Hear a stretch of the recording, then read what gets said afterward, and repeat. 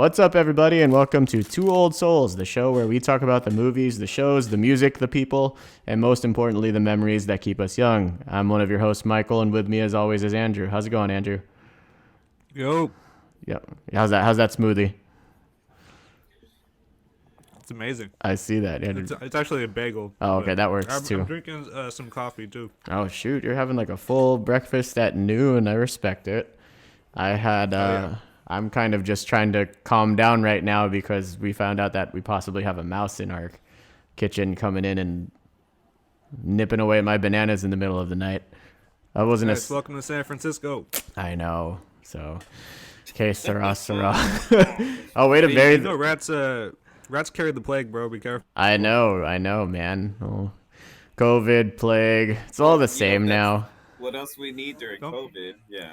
Don't Bro, be so suburban. We got to introduce you first. Okay, well, that way you all know his voice. He's been on the show before. We are introducing our fifth Beatle, our fourth Destiny's Child. So we got our soulmate in the building, Mr. Seville. Hello again, The Mr. Lost Seville. Brady. Yes, the Lost Brady. How's it going? What's up, y'all? What's going on? You know there was 4 Destiny's Children. I know. I couldn't, but I can't. Are there any bands that Okay. was there like a third guy in Hall and Oates, for example, that got kicked out before they hit it big? I don't know of examples like that. Probably. Like Probably Hall and not true. I mean, Oates and so- Stevenson. I don't know. Yeah, I don't know. That's a good topic though for That's us to figure out because I'm sure. Bands were. Oh yeah, that's a very AC/DC? niche. Well, Maybe the guy died. Oh, Van yeah. Halen. Well, the replacements. that's true. Yeah, there's I a don't know lot about of additions. Yeah, Oh, or omissions. Fleetwood Mac. That's true. The hottest band of the year, Fleetwood Mac. They were originally like a duo, and then they brought in Stevie Nicks later. That's true. That's true. That's true. I don't know. Are you guys John Mulaney? Quick, like Stevie. Quick. So Seville's our yeah. Stevie Nicks. He is our only without I'll the take that. in the direct injection of cocaine into the butt, from what I've been told, as the legends Well, we go. don't- we don't know We that. don't know that. You but don't know that. We don't. You don't know that. Quick little anniversary plug. Do you guys know what happened today, 36 years ago? I mean, I was around. You were around for that. That night. You were. One might even say Yeah. you were the best around. I don't even remember what I was doing last night. So, so 36 years ago, Daniel LaRusso won the All Valley Karate Championship. Nice. So nice. with a kick to the head. Wow, really? I got this because I followed dates from movies on Twitter. So That's a good. I gotta get it on Twitter more. Nice. yeah, I'm sleeping on yeah. Twitter. So enough. That's You- a very evil fun fact to put up there. I know, and a little bit, and Daniel LaRusso and a little Karate tease because I know we're gonna get into some Karate Kid Cobra Kai at some point after the new season drops. I'm pretty stoked for that.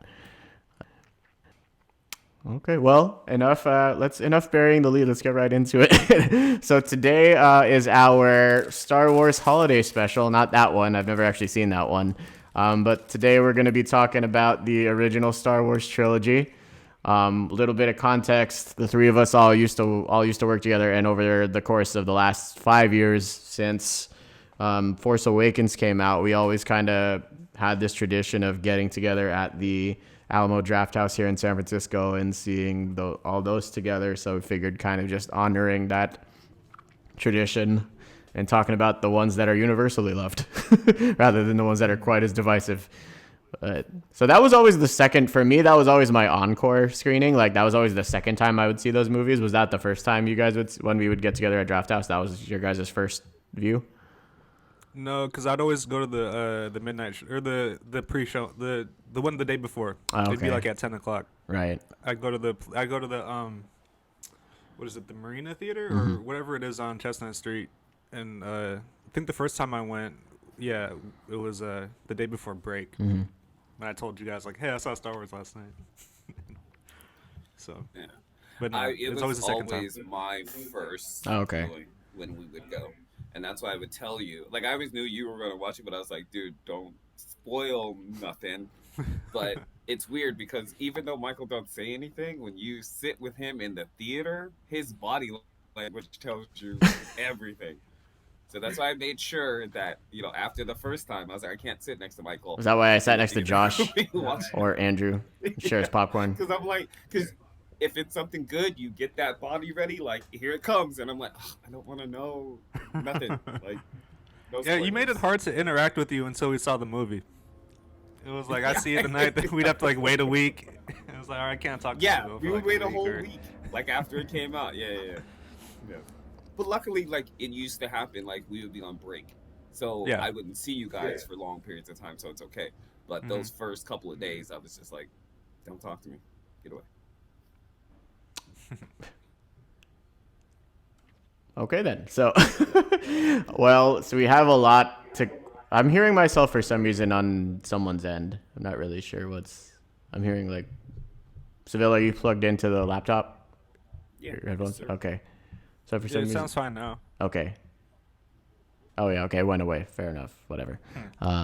But so hopefully we won't encounter that again. Oh, check it out. It's the beauty of live shows. It's like SNL. People cracking up on camera. Anything can happen. It's all right. It's okay. Yeah, we're no Jimmy Fallon here, but.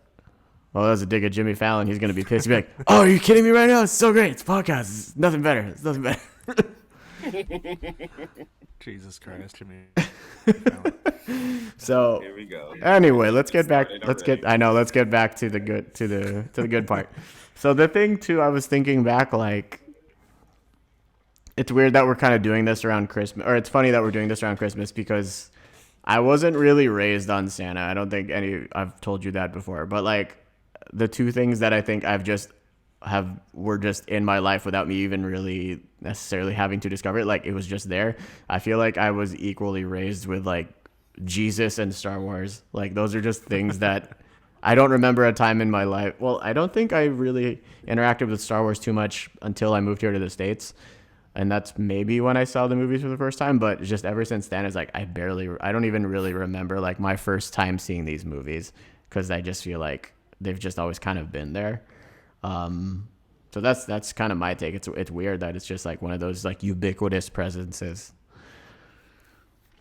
Yeah, it's kind of like The Godfather in that aspect for me. It was just always someone always had it on, or I was able to watch it, or I had a toy that I knew before the movie, or something like that. But I agree. I don't remember the first time I saw New Hope or whatever. I think someone gave me the tape and I watched it, but it wasn't like it wasn't a big experience that I remember at all. Yeah, I know. I was trying to remember the first time I saw, well, New Hope. And I can't. Like, I don't. I just remember watching Jedi in the theaters. Oh, okay. Shoot, I would love to hear about that when we get Yeah. to that point. Yeah. So yeah, why don't we just start off with Star Wars, which was just called Star Wars, and then later it was called Episode 4, A New Hope. I just call it A New Hope just to differentiate it from everything else. So have you guys? Go ahead, Andrew. Well, I was gonna touch on that. When I like asked my dad, like, "Oh, have you seen the new Star Wars?" Because he watches a lot of movies, and it's like he goes, "There's only one Star Wars. It was the first movie." I was like, "Oh, no, New Hope." And he's like, When was it called that?" And I was like, "It wasn't called that long after, but there's a small group of people that still think of Star Wars as like Star Wars because I guess he saw it when it came out, and he would just always talk like I guess everyone's big thing was the light speed and the shit like that. So it was just like a brand new Yeah, experience for them. I agree. Like, when you're an OG like me, when someone says Star Wars, they're talking about what we now call New Hope. Yeah. Like, Hmm. even when I say New Hope, I say Star Wars. And you kind of generalize them all as Star Wars, kind of a little bit because it didn't have a title back then. Hmm. So I understand now. I have to say it like, oh yeah, New Hope. That's what I mean for people to really understand. But I mean, let's be real. You should know that when I say Star Wars or someone says Star Wars, you kind of know what they're talking about. Yeah, a lot of people now say, "Oh, which one?" And that's I guess I understand that. But looking at the dates, Empire Strikes Back came out before it was even renamed New Hope, so I guess it That's wasn't even true. called Star Wars Empire Strikes Yeah, Back. because It was like just called The Empire even Strikes just Back. the posters. I mean, it said like Star Wars on the borders, but then like Yeah. Empire Strikes Back was the most prominent thing. Like it was just Star Wars, and then it was Star Wars colon Empire Strikes Back, and so on. And then I think maybe it probably wasn't until after the trilogy was done that George Lucas kind of comes back and he's like, "Oh, I think I actually envisioned it as a 6-part story, but." Well, because like Well, it's originally they weird wanted that to do a follow up, right? Not a right, and it's prequel. weird that that's the story because I remember being a kid and someone telling me like, "Oh no, it's this huge story, and there are 9 Oh yeah, it stories was to this always envisioned to quest. be 9. Mm. It's always envisioned to be this huge thing, but we just got the middle first." So I used to always like that was the lore. Like, oh, okay, well, it makes sense that this is called Star Wars because it's the first one, but it's not. And then Mm-hmm. you get the sequel and then the trilogy, and then you're like, cool, like this is the end of that story, and then we know there's more. But Yeah. like, it just makes sense that it was called Star Wars and not A New Hope because it was the first. Yeah. Well, But yeah, I they couldn't guess once you predict add the what was gonna rest, happen. right? Yeah, so owing to that, I think what's interesting is how it just brings you into. Sorry, I'm like hearing my echo. I'm getting a little distracted. Am I coming in clear on your guys' end? Yeah. Okay, fair enough. Yes, We'll sir. just deal with it. So I think it's interesting is how it literally just this movie really just drops you into the middle of this world. Like yes, there's exposition, but it kind of comes in later. But it just comes in like the opening just always gets me every time with like the little of the Tantive 4 or whatever just being tailed by the Star Destroyer and just takes up the whole frame and everything like that. And it's just like it's such an awesome way to start the movie. It's like holy shit, like what's going on? All these people are shooting each other and there's something was stolen and what. So I kind of like that aspect of it, like where you're just kind of along for the ride, because I think sometimes movies just get way too bogged down in like literally telling you why this is happening and when it started happening and how this one really just drops you into the action. Mm-hmm. And also it starts off like in the middle of the story, I guess, and when you look back on it now, but he also got like a lot of influences from older sci-fi type movies. Even though I wouldn't classify Star Wars as sci-fi, but he got a lot of the influence from like Flash Gordon Yeah, or like Buck Rogers. yeah, and you can see like I think there's videos breaking down like a lot of the stuff he took directly out of other movies. So um yeah, he just kind of recreated a story and it's kind That's of pretty. I mean, it's long lasting. that's true. Yeah, yeah. And like the samurai films and everything like that. The Nazi The costumes, no, like Vader's Nazi helmet. that's he's like a samurai. He's like a samurai Nazi, I think, is the best way to put it. Is he though? Well, the helmet's He's very samurai like. He's also Yeah, very the angry and helmet is. emotional. Yes, yes. I mean, and I think the Nazis are. Correct me if I'm wrong. I mean, at least definitely in the original trilogy, like the rebels are made up of. Well, so in the first one, it's all humans. Well, it's funny because like all the rebels have mostly American accents, except for like the guy who is like at the telling them what to do before the Death Star attack. But all of the Imperials have British accents. So I always I was like, oh, I guess what are you trying to say about, America are the good guys? And this happened. Oh, of course. Yeah, for sure. Isn't that always the way? America always wins I guess, right? At least in fiction, in or movies. in movies, yeah. So what do you all think? I mean, for me, I really enjoy this movie. Like, I really like the first 10 minutes or so. And then I check out. I tend to definitely check out when it's just R2 and 3PO just walking in Tatooine for what feels like 45 minutes, but it's maybe only another 10 to 15.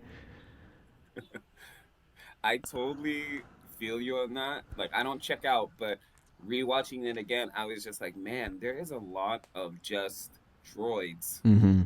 in the first part of this movie.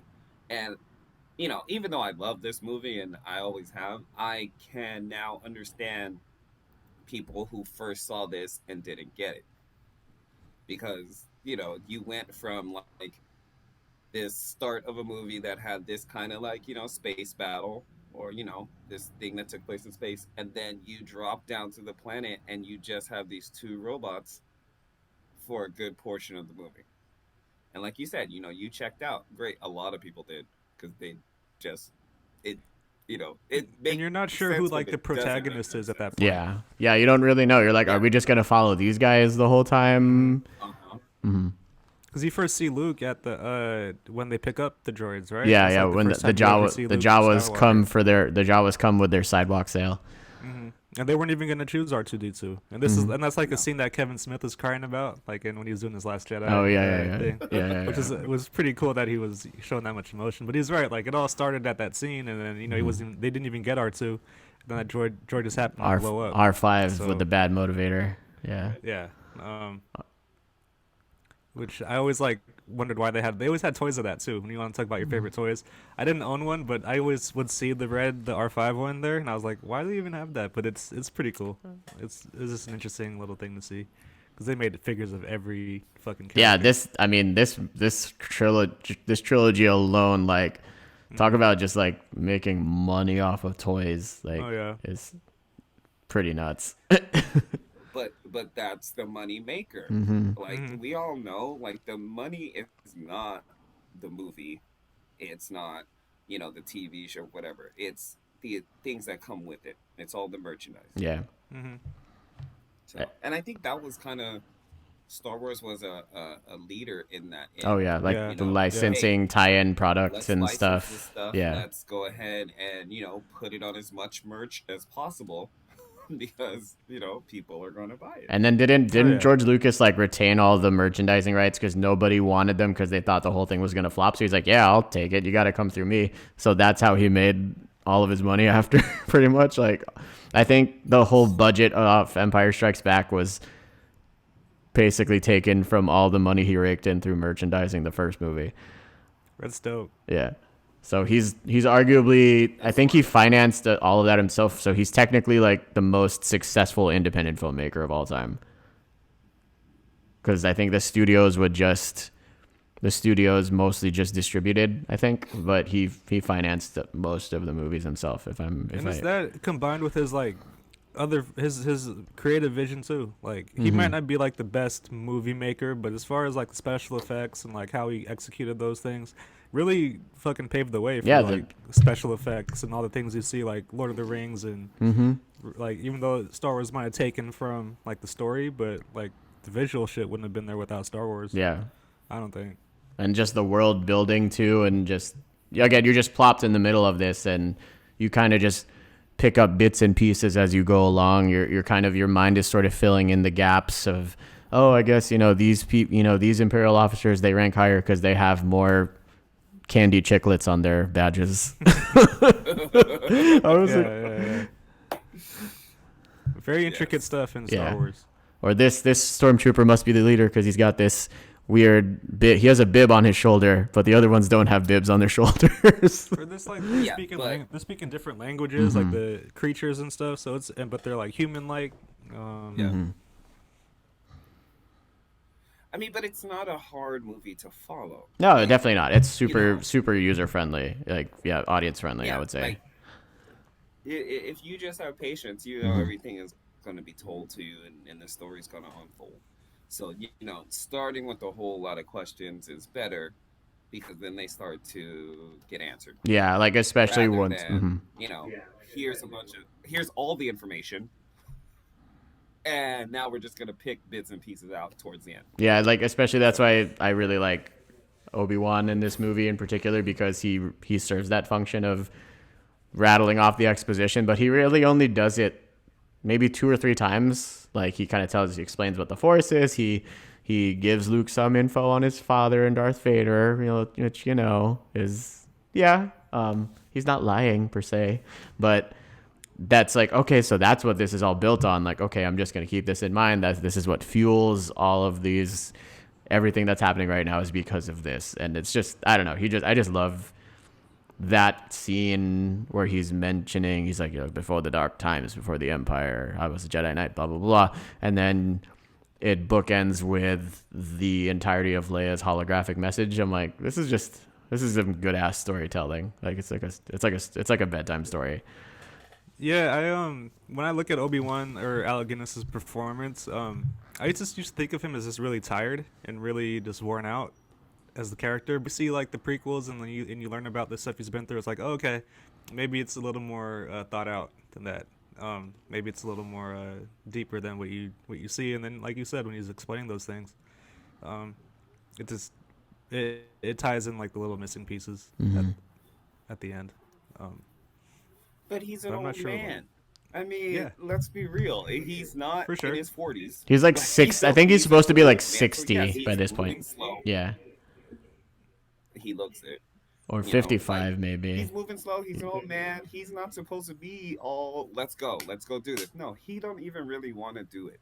He's like, I'm Hmm. done. I'm settled. I'm kind of ready to just end. It's been over Yeah. for him. He wasn't. He You know, wasn't. He wasn't his like. mind Yeah. is He wasn't sitting off to the side waiting to get back in the fight. Even and And he. right, he also right. lets Luke know how like vital he could be to the cause. He's like, I'm an old man I'm now. too old for this shit. Yeah. Like I can't do it without you. And Luke has no experience, but he knows who Luke is, so it's like it's good. It's good foreshadowing too.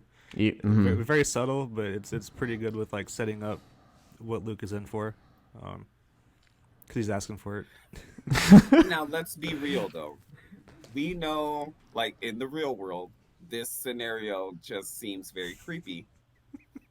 That this young boy decides to go off on an adventure With this with old this older man, man we have a lot of that between and this. don't Back to the yeah, and Future, he Karate doesn't you know Yeah, Kid. what he don't tell his own and on, hey, I'm gonna leave. Well, you know he can't because they well end up they're dying, dead. but I mean Yeah. like he just yeah, he just hops on, he's like, let's go. Like, who does that? One. But they know who Obi Wan is. They just say he's a No, crazy old they man. do, but Luke don't. Like, you know what I mean? Like, it's he had no, even though he had responsibilities, it made it seem like he had no responsibilities.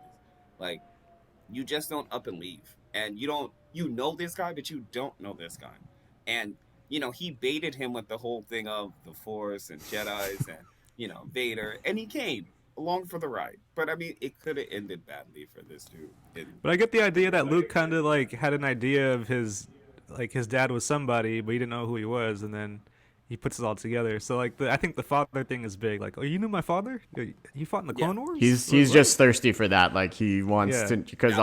all his dad like it's creepy, but I mean, Uncle Owen basically just told him that his dad was a trucker for the most. Basically, he's like, he was a navigator on a spice freighter. I'm like, what the fuck is a spice freighter?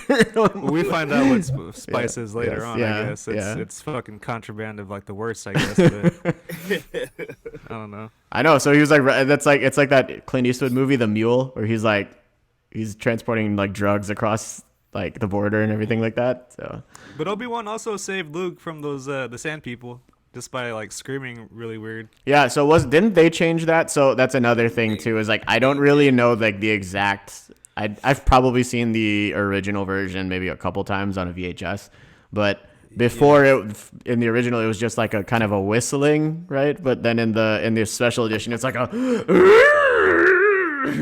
I Yeah, think so. he did not sound like Sand People in the original version of this. He just made a sound and they kind of walked away. And now, I mean, and let's talk about it since you brought it up.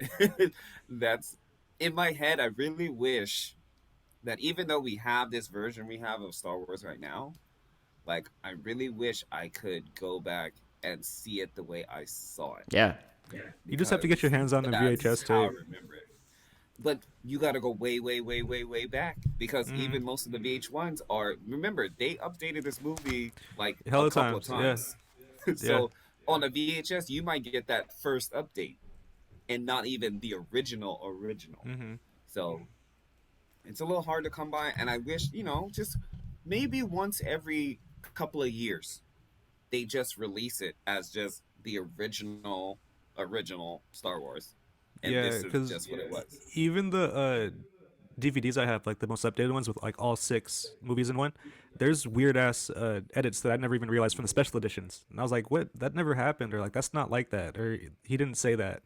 Um, they changed Anakin. Like there's a whole bunch of things they changed. Like I don't want to go down the list, but like so, Yeah. even things of like when in Empire, when Luke falls off the when he jumps off the thing after the Vader fight, one of the takes has him screaming as he's falling, and then there's like another one where he's silent, and I can't remember which is like the original one, so Right. kind of You're bugs right. me. Yeah, because whenever he screams, it just sounds really funny. Well, I think all the added voices in places there shouldn't have been voices, it got kind of overdone. Yeah, most of it. It seems weird. Like, was this really how he intended it to be, or was he just flexing because he's saying like the technology finally matched his vision, but it Yeah. seemed like it was just kind of a really weird like masturbatory exercise ultimately. A lack of I like how you put it. a lack Well, of restraint. he was raping him like he did with Indiana Jones Yeah. and like all that shit. So that's what he was doing. So on that note, do you guys remember seeing Han shooting first? I don't remember if I've ever actually seen it with my own eyes. Like I'd watched it on YouTube recent, but I don't remember. So I never really. I was too young for that whole like what the Well, fuck. Well, Like, when we were bringing up like the different edits, I've seen a few different versions of that scene where you might think Han shoots first, but then they like switch the angles at one point. I don't even think you see the angle in one of the takes, so it's kind of murky, and it's a very good Clerks reference so you made there. do you guys think that makes him? Because a lot of people feel like that nerfs him or whatever. So do you feel that it makes him just less of a badass? I guess because I think so because he's kind of like in for himself. So of course he's just gonna shoot this guy as soon as he like has a window to do it. Like I was able to see the original with Han shooting first, but again, I saw these as a kid. So for me, you don't register none of these little subtle things that are adult type things. So yes, you see Han shoot him first, and you don't think nothing of it. Like you It's like, don't so what? think nothing, and you go on with the rest of the movie and whatever. You kind of realize he's the bad guy, a bad guy, not like a villain, but he's just a bad guy. He's out for himself, whatever. But I was having this discussion with someone, and he was talking about how he was, talking to Star Wars with some people in their 20s, and they only know the version of Rito shooting first and not Han.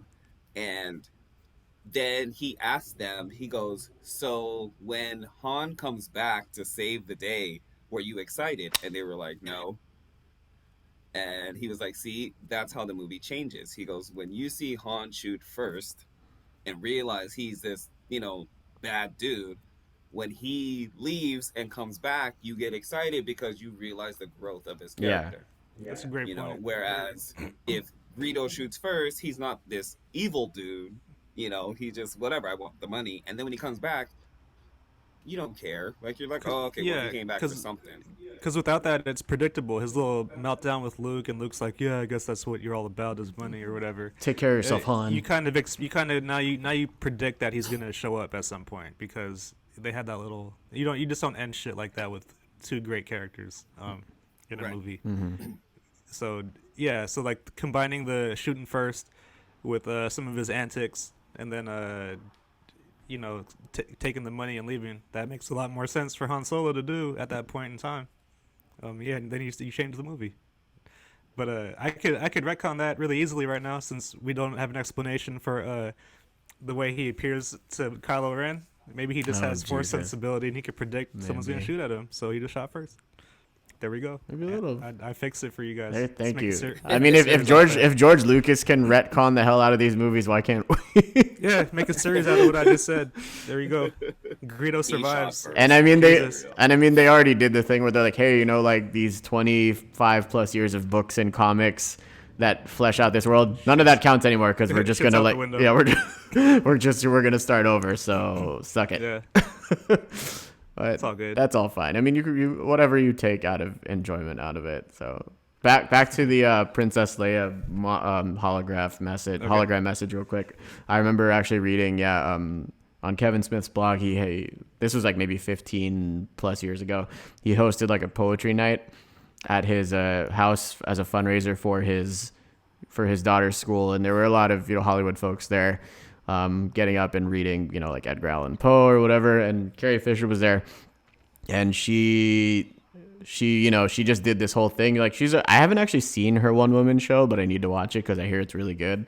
But she's just talking very freewheelingly up in front of the people at the poetry reading, and then she just pauses and takes a beat, and she just recites that whole hologram message from memory. And I'm like, that would be so sick to see that. But Yeah, that'd be pretty Would've been awesome. sick to see yeah, that. yeah. Um, So owing to that, going next. So yeah, like, we pretty much went to all the Tatooine stuff, and actually that does remind me. What were some of the toys that you guys had from this movie? Because I had this crazy Micro Machines Death Star. It was maybe this big. It was maybe about the size of a beach ball, and you pull this lever, and it I guess folds out, and it's just this giant. It's just this multi-diorama playset of all these different parts of the movie, like Tatooine, the Death Star, interiors of the Death Star itself, and the cantina took up a big part of it. So there were the little band guys with the butt whose heads look like butts. I think the toys I remember specifically from this movie was a Luke Skywalker figure, just in the farm outfit. I had Obi-Wan, and then I had like like the Micro Machines Darth Vader TIE Fighter. You could like drop a little Darth Vader toy in it. Mm-hmm. And then I had a Darth Vader lightsaber. Those are like the toys. I pretty think those good- are like the pretty only good toys pull. I had from that movie. I remember I didn't have it, but I wanted it. Was the Luke in the farm outfit, but he has a lightsaber, Yeah. and the Yeah, that's the lightsaber one. is attached inside his arm. Oh, it's like embedded in his arm. Yeah, Embedded yeah. in his arm, and Mhm. you pull the little lever, and the lightsaber comes out. And that was the coolest toy to me at the time because you were just like, oh, I want Luke with the lightsaber. I did have one of the Micro Machine sets that you were talking about, Michael, which happened to be the set from Empire Strikes Back, and it's the Vader Luke fight scene Ooh, on the nice. little, at the end, which was kind of cool to have. But then Micro Machines are so tiny, you lose those pieces, and it's like that's it, Yeah. and you can't replace them without buying a whole new thing. But I also had my two favorites where I had the Darth Vader head carrying case Okay. with Yeah, all yeah. the Star Wars pieces you can put inside, um, which I never filled with all those things. I maybe had like 4 Star Wars things to put inside this Well- carrying case. But I also had, and I don't know if I told you a story before. I used to have a Chewbacca toy. I had a Chewbacca and Nice. C-3PO. And one day, me and my cousin had went to the beach, and we were hanging out, and we played this game of let's Oh, boy. put our action figures as close to the water and see who can get closest to a wave that comes up without it being hit by That's the a wave. terrible game to play. I thought you guys were just gonna be like, "Oh, we're actually on Tatooine. There's sand." I used to do dumb shit like that. I had you remember Superhuman Samurai? I had a toy, and I used to live on the second floor of a duplex, and I just used to like for some reason throw the toys off the balcony, like just because I think they like it was just a cool like as part of like the scene, and then I did it with that one, and it fucking shattered, and I was just like, See, Jesus Christ! Oh, there's so a why lot did- of why'd I small. do There's that? a lot of small parts on the Superhuman Samurai Cyber Squad toys. I just looked them up. yeah. Yeah. I was like, why did I do that? I mean, kids So do stupid. stupid stuff. Yeah. So we play this game and we're, doing it and, we're closer and closer. And then, I think I finally said, I'm going to be the daredevil and I'm going to move up like 4 feet. And I go 4 feet and the wave comes and it's a huge wave now. And it just chases us up the beach. We go back. Chewbacca's gone. Like, Oh, that's it. man. I lost my Chewbacca, and I was so upset because I was like, oh, I'm never gonna get another one. I don't think the And, Wookiee. I like, don't to think this the day, Wookiee I'm won always, in like, that wondering, I was instance. like, no, I'm sure either he's washed up on a separate part of the beach somewhere. I'm sure if we stayed like 10 minutes, we maybe would have found him. But I always think that maybe he's living at the bottom of the ocean or in a shark's belly somewhere, just hanging out, chilling, you know. Or one day I'll walk the beach and find him somewhere, just, That'd be dope. You got to as Happy I'm Gilmore sitting. that fucking shark. You know that alligator that took your hand? I got his head. Oh my god. Oh, speaking of, That would be awesome. yeah, another movie in which a mentor or a notable character played by an African American lost his hand for some reason, loses a hand. That's a man. pretty good callback. Oh my god.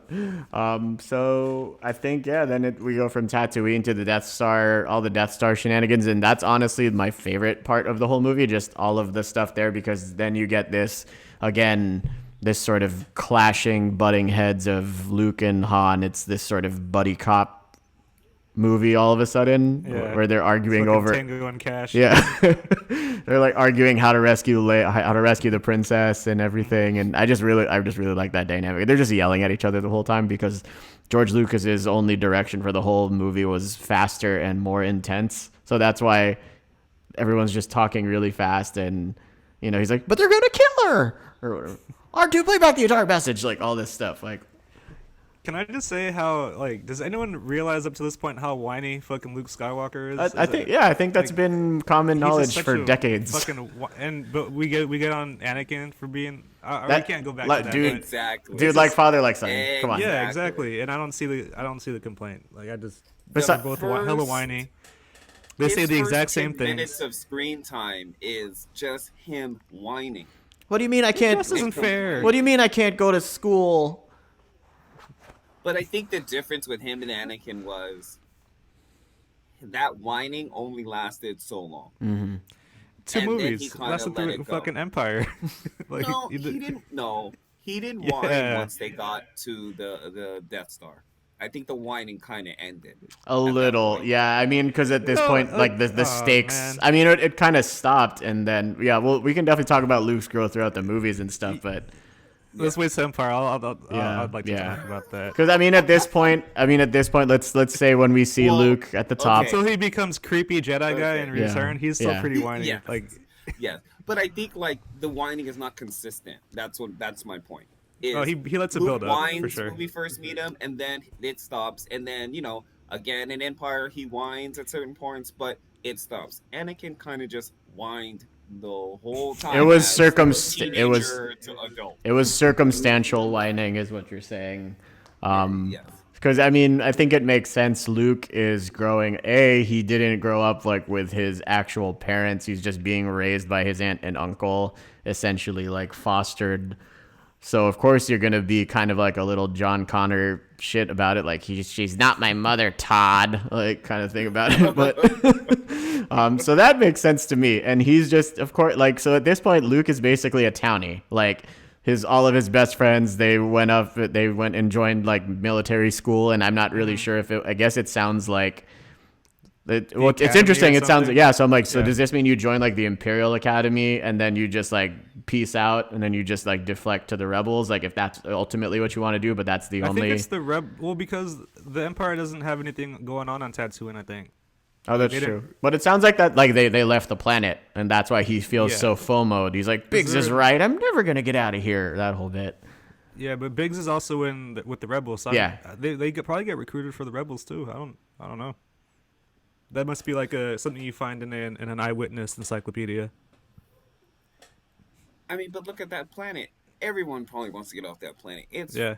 just desert and sand and sad all the time. There's two suns. So and hot. Yeah. So who wants to stay there? Like, let's be real.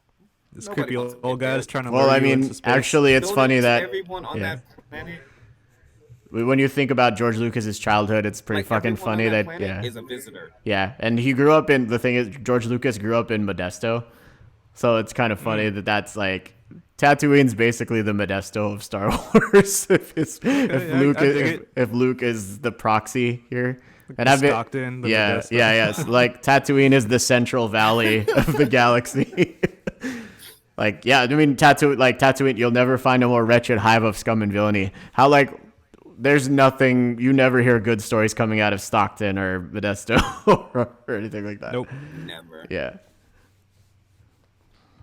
They have pretty cool comic conventions. I think in like the little both. ones. Yeah. Uh-huh.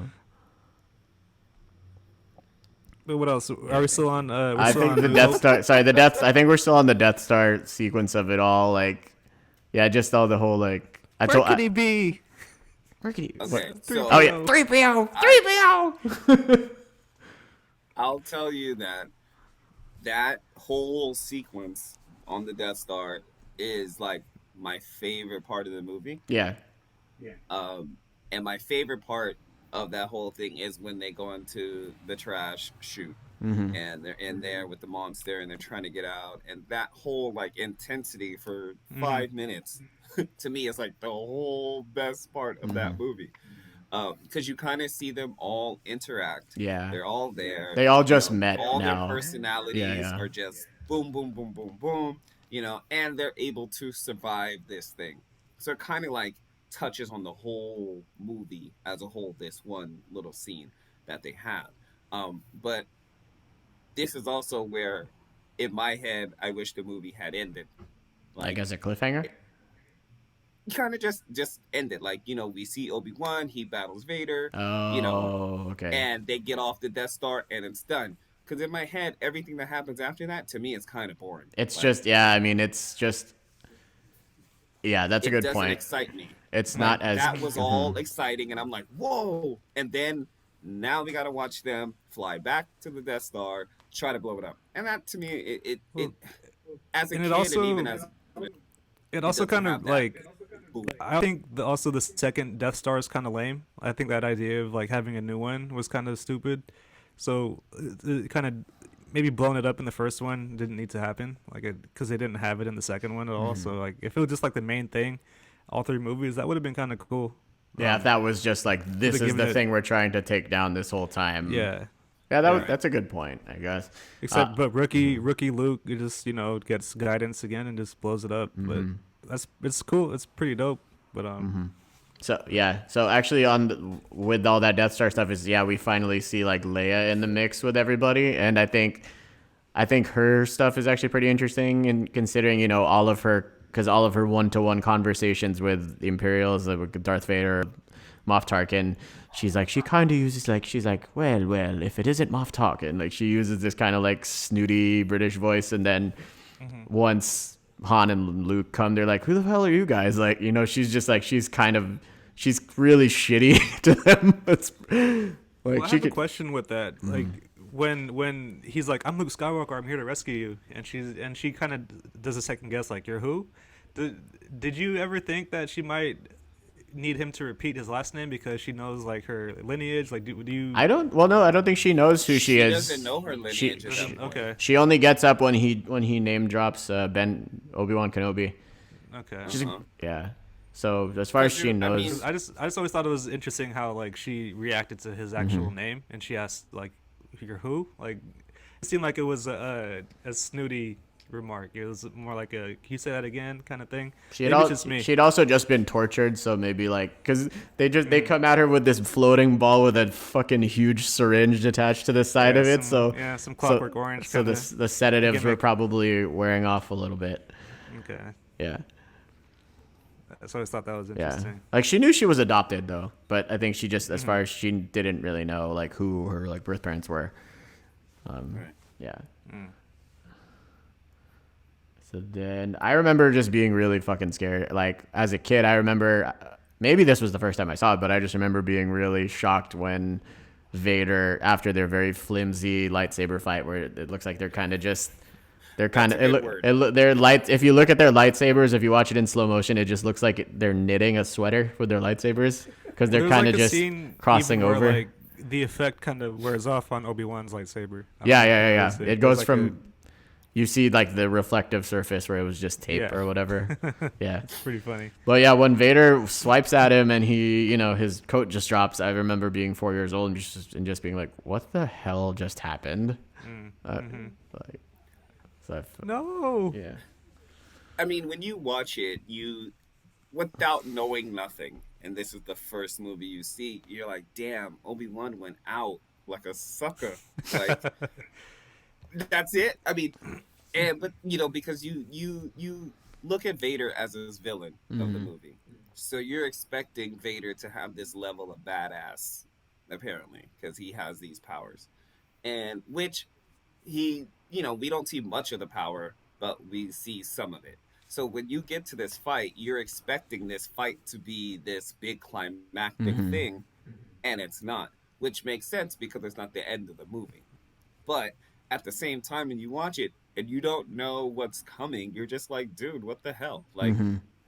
he just went out. That's it. You kind of see You it though. know? He gives him the little glimpse, then he like stands up, closes his eyes. Like I noticed that the first time I saw it, and I was a little kid, and I was like, "Oh, he did that on purpose," but I didn't understand Right. why he did You, it or like what the point yeah, was and you all know that. why So it's you know that he's doing it for a reason. You just don't know right. what that reason Mm. is. So when you're like, So, "Oh, what? You're just running from the fight now, Obi-Wan? Like yeah. that's what you're doing? Yeah.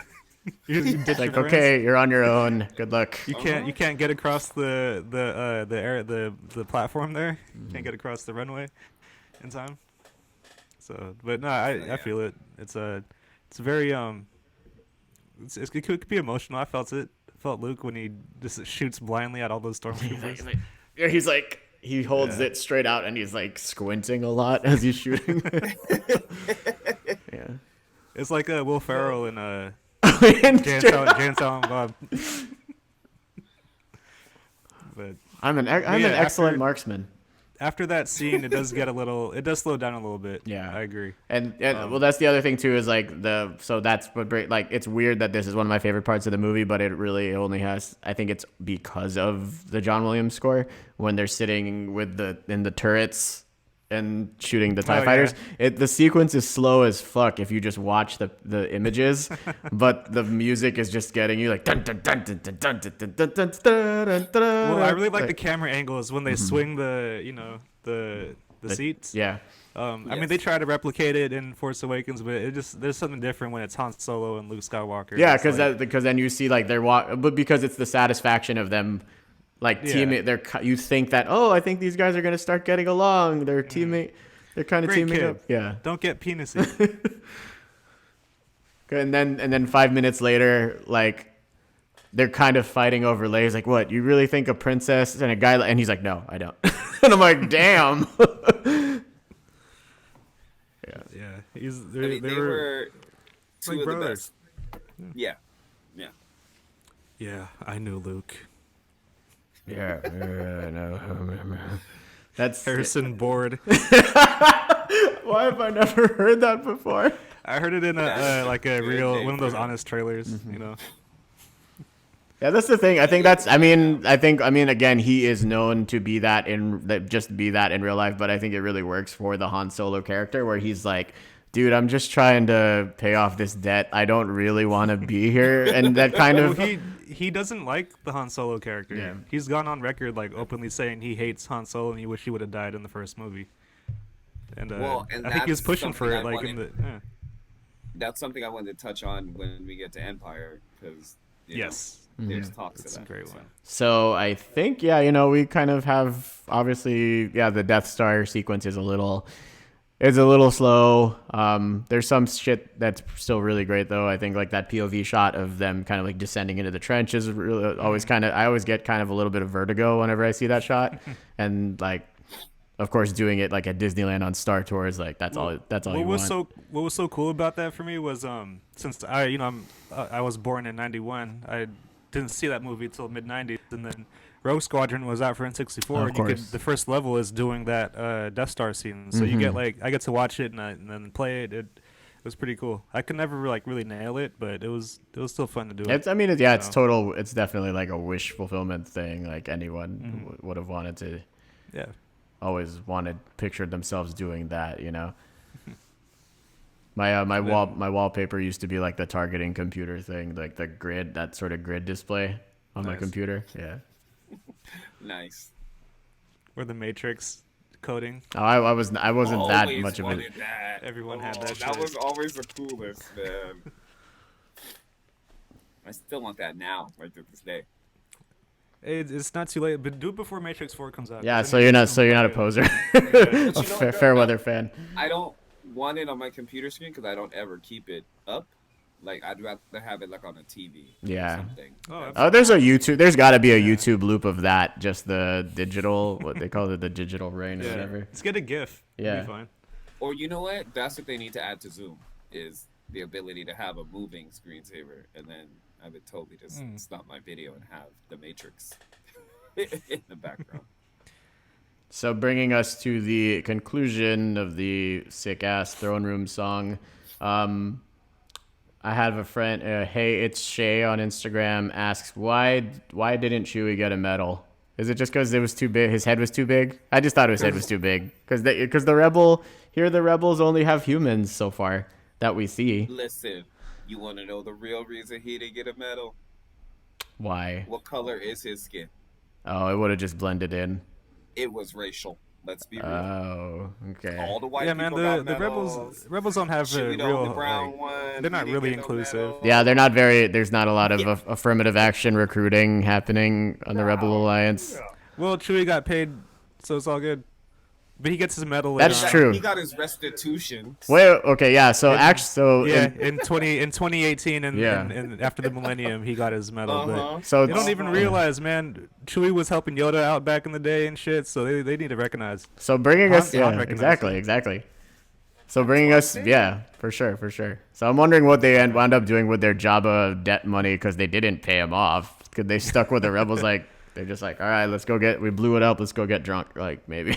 What did he do? What did he do? Because that was the whole point. Oh, I'm gonna pay off my debt, and didn't do it. So, I mean, but that's every American anyway. That's true. You know, oh, I'm gonna get this money and pay it off, and then you don't because you just acquired more debt. Yeah, So, I had a guy at Skyline who was leading like a financial aid workshop, and he's like, "Oh yeah, with the money left over, just buy a PlayStation 3." That's what I did. I'm like, "Why are you telling me this?" jeez. Yeah, I mean, Nice. it happens. It happens. Yeah. Do we have any secret before we move on to Empire? Do we have any secret sauce noms? I think we kind of touched on some stuff, but what that's kind of a is really it for good you that question. really makes the movie like a character or a moment or an element of the movie? To me, it's Darth I think Vader I- or Han Solo. Hmm. Darth Vader is I think super I said cool. mine, which was that trash compactor. The scene. trash But, compactor scene. Yeah. Mm. Yeah, for me, the movie is Vader. Like, I agree Or- with Andrew. Like, Or the score. The score Yeah, is really I would good say the because, score. the score is really good too. Yeah. You know, Adrian, like she told me that, you know, like when she was growing up, there wasn't like they didn't have like the VHS. It wasn't just like out like that. So she had the vinyl, and she still has it. And I bought myself a copy, but that was like the nice. access she had to Star Wars. So like you would play that, and then you just remember the movie. Honestly, yeah, it really So, kind of just tells the story. I do want to just sit and listen to the score and just It's a good let it one. all play out because it is like a silent movie that way or whatever. Yeah, and I Yeah. like it a little more than the scores in every other flick. Yeah. Like the first soundtrack is probably my favorite one. But like some tunes from the other one are really good. Like I think Ray's theme is pretty cool, but it's a little, you know, it has to get there for me still. Like, Yeah, doesn't hit me there's the a same build way. up, but yeah, whenever they did that thing where the symphony would play the score along with the movies, like I think this one is always the one that sold out fastest. And it was like, even though there were still tickets for Jedi or Empire, I'm like, oh, but I really want to hear the New Hope score. Like Yeah. that's what I want to hear live, you know? The order, the sequence, it's like Yeah. the perfect score. Yeah. So shout out to Lauren Hill and the Fugees. Well, It's just You're the so score. It's not We're the just- perfect score. this is where we're at, where we're like, speaking of masturbatory exercises, like we regularly reference things we've already talked about in previous episodes, but it creates continuity and will force people to listen in order. So I'm Yes. for it. It's two old Shout souls out to audio the universe.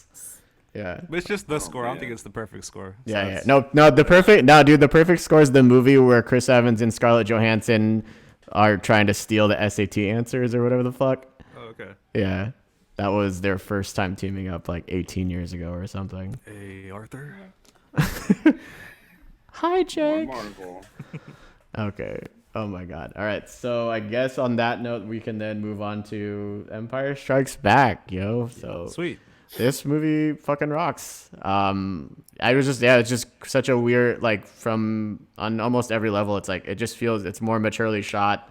There's just more like emotional weight to everything. It just looks better.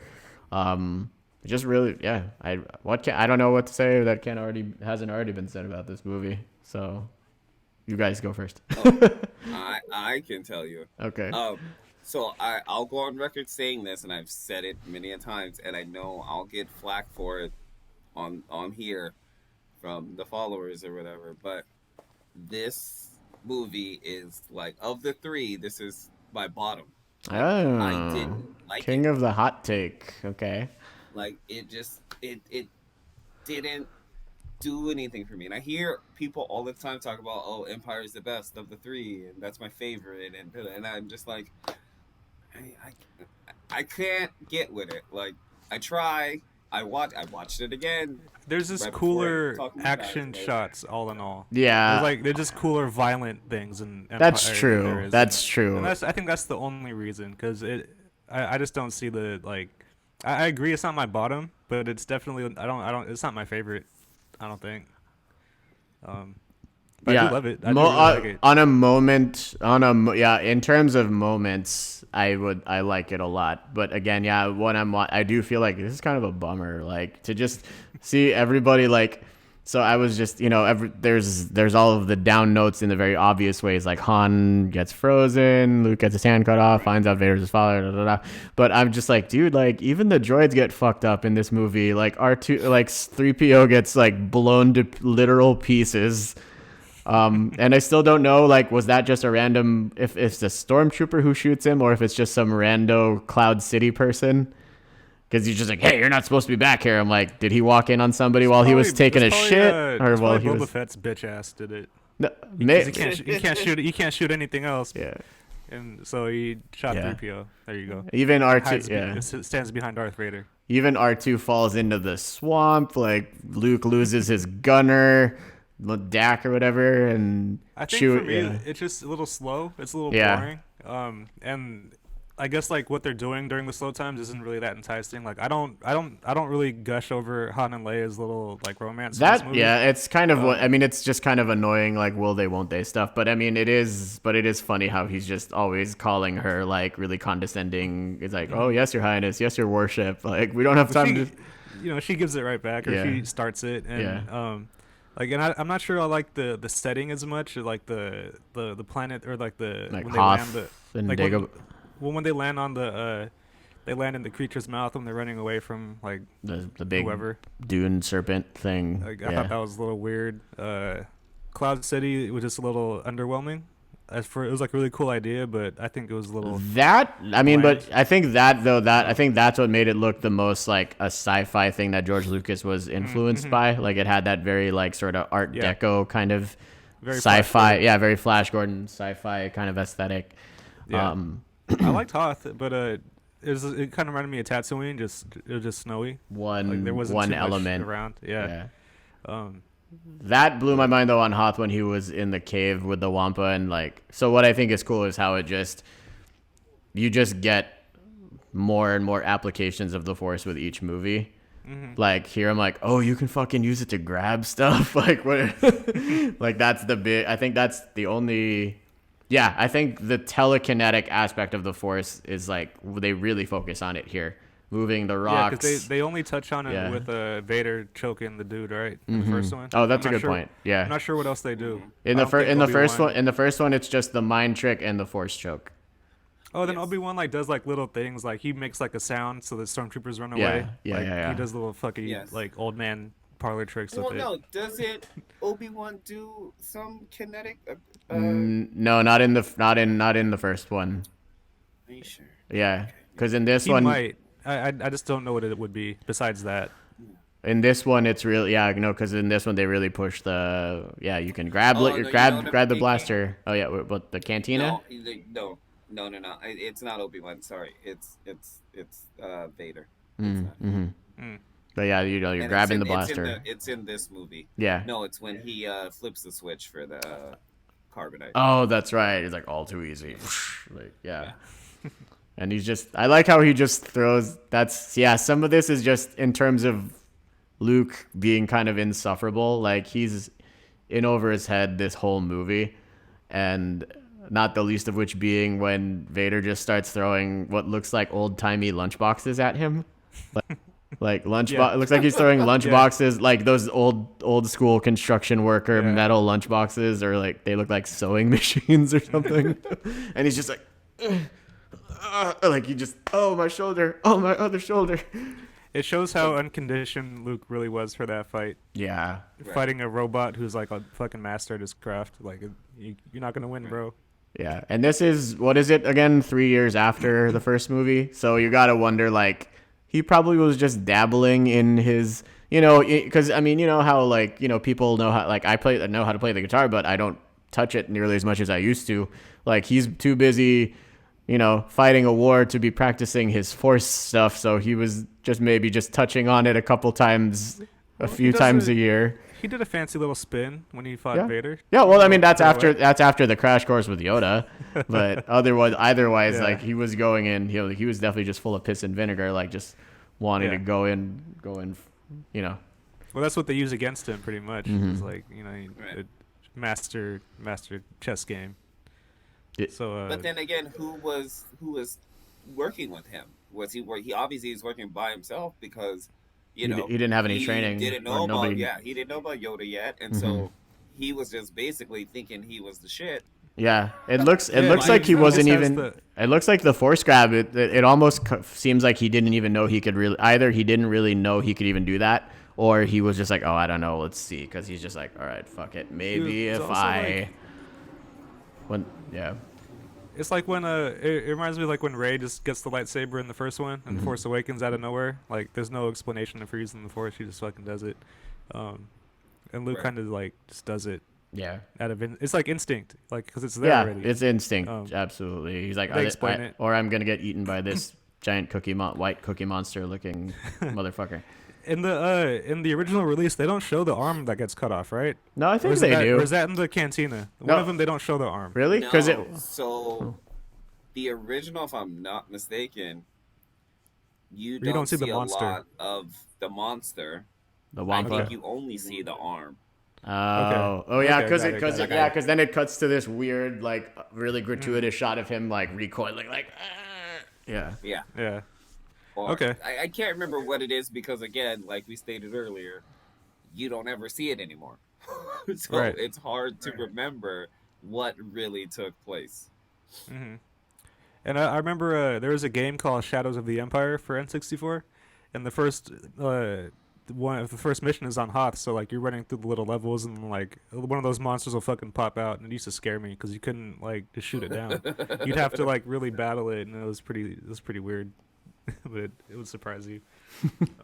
And see, I think that's one of the things too that, like, even though I don't hate this movie and there's things about it I like it, like, I wish there was kind of more of that scene, like him and the monster. Not so much the snow and him.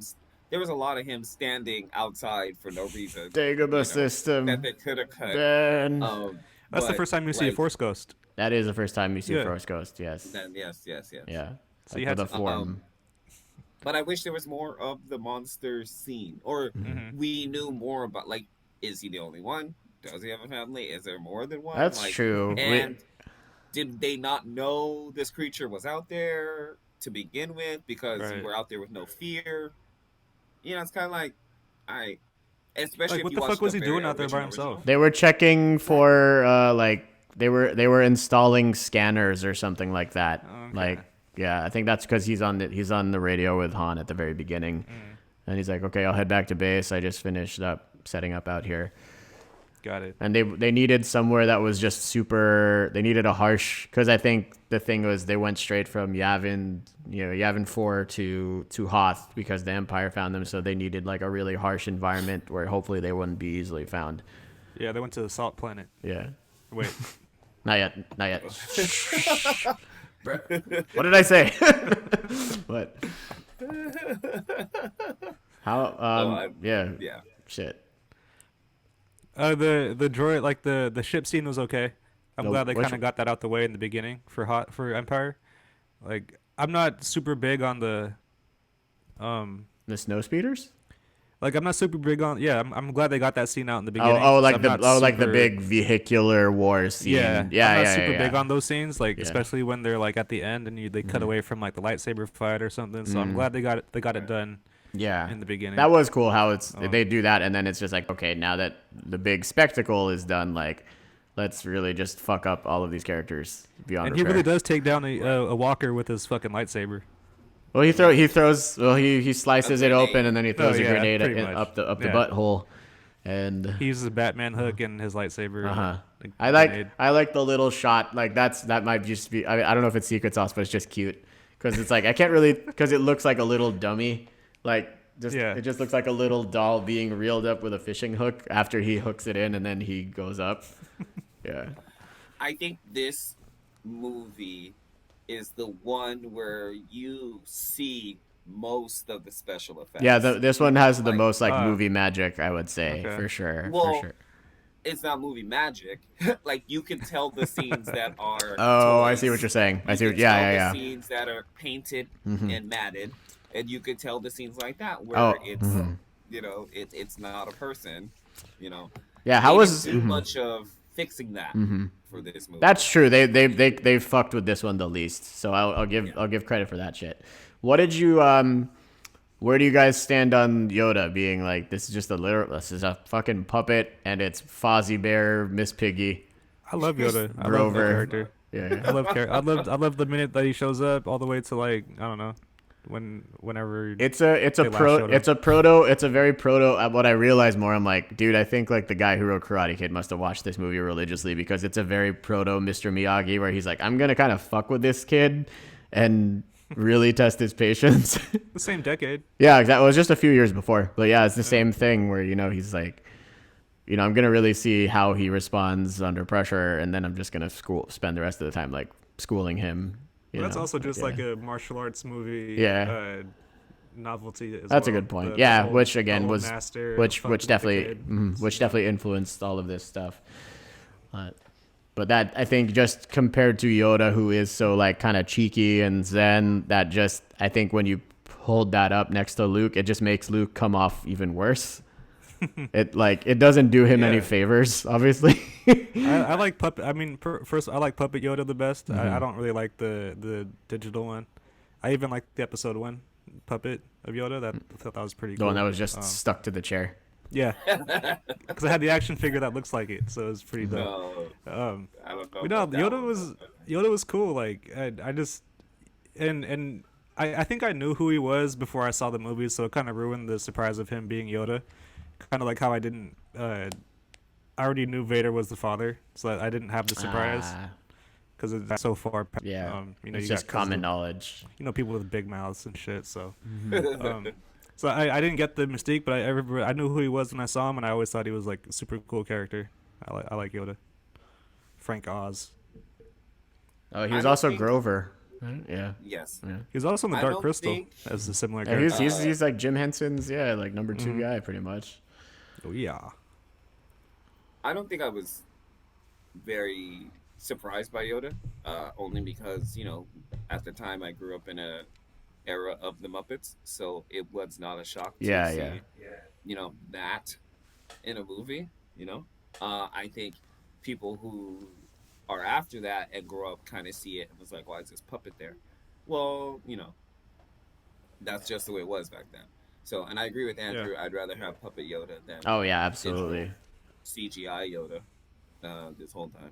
But Yoda's I kind of cool. would rather have CGI Chewbacca though. A CG rather- Chewbacca rather than a guy in a suit, really? Yeah, because sometimes the shots in like the original trilogy with Chewbacca look kind of like I don't know. It just looks weird to me. It looks a little more gross than I would like an actual wet dog sometimes. So it's But like, you want him gross. Sure, Like, you but don't. I- You want to be scared of him. but he just looks so fresh as CGI. He looks fucking like he's dripped out, man. Oh my He's so swaggy. So yeah, we get Yeah. There's a lot of I can't like really again like there's cool like there's a lot of cool other visuals in this movie. Like, what did y'all think when you saw like the back of Vader's head?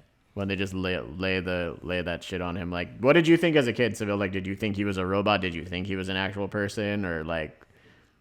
So, I mean, Vader to me, even as a kid and to now, is my all-time favorite character villain in this in the world of worlds. Mm-hmm. So anytime he was on screen, I really enjoyed it. Yeah, this one, I think So this is my favorite Vader stuff is here, where he's just punishing the fuck out of all of his subordinates, and yeah. and I can't remember if I saw these in order. I maybe saw Empire and then the beginning and then Jedi, quite possibly.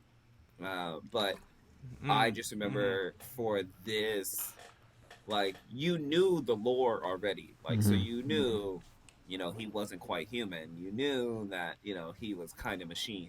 So even though you Yeah. don't see it until like the end of the movie, like the whole helmet thing was just like, whoa, like there's a person under there, and they're not showing me his face.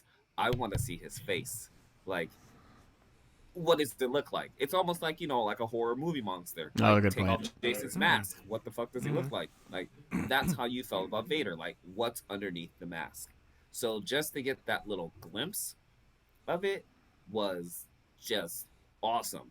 But you still, you got enough to keep you intrigued, but not the answer you were looking for. Sure, sure. And that's the thing too. You just see a Okay. lot of his.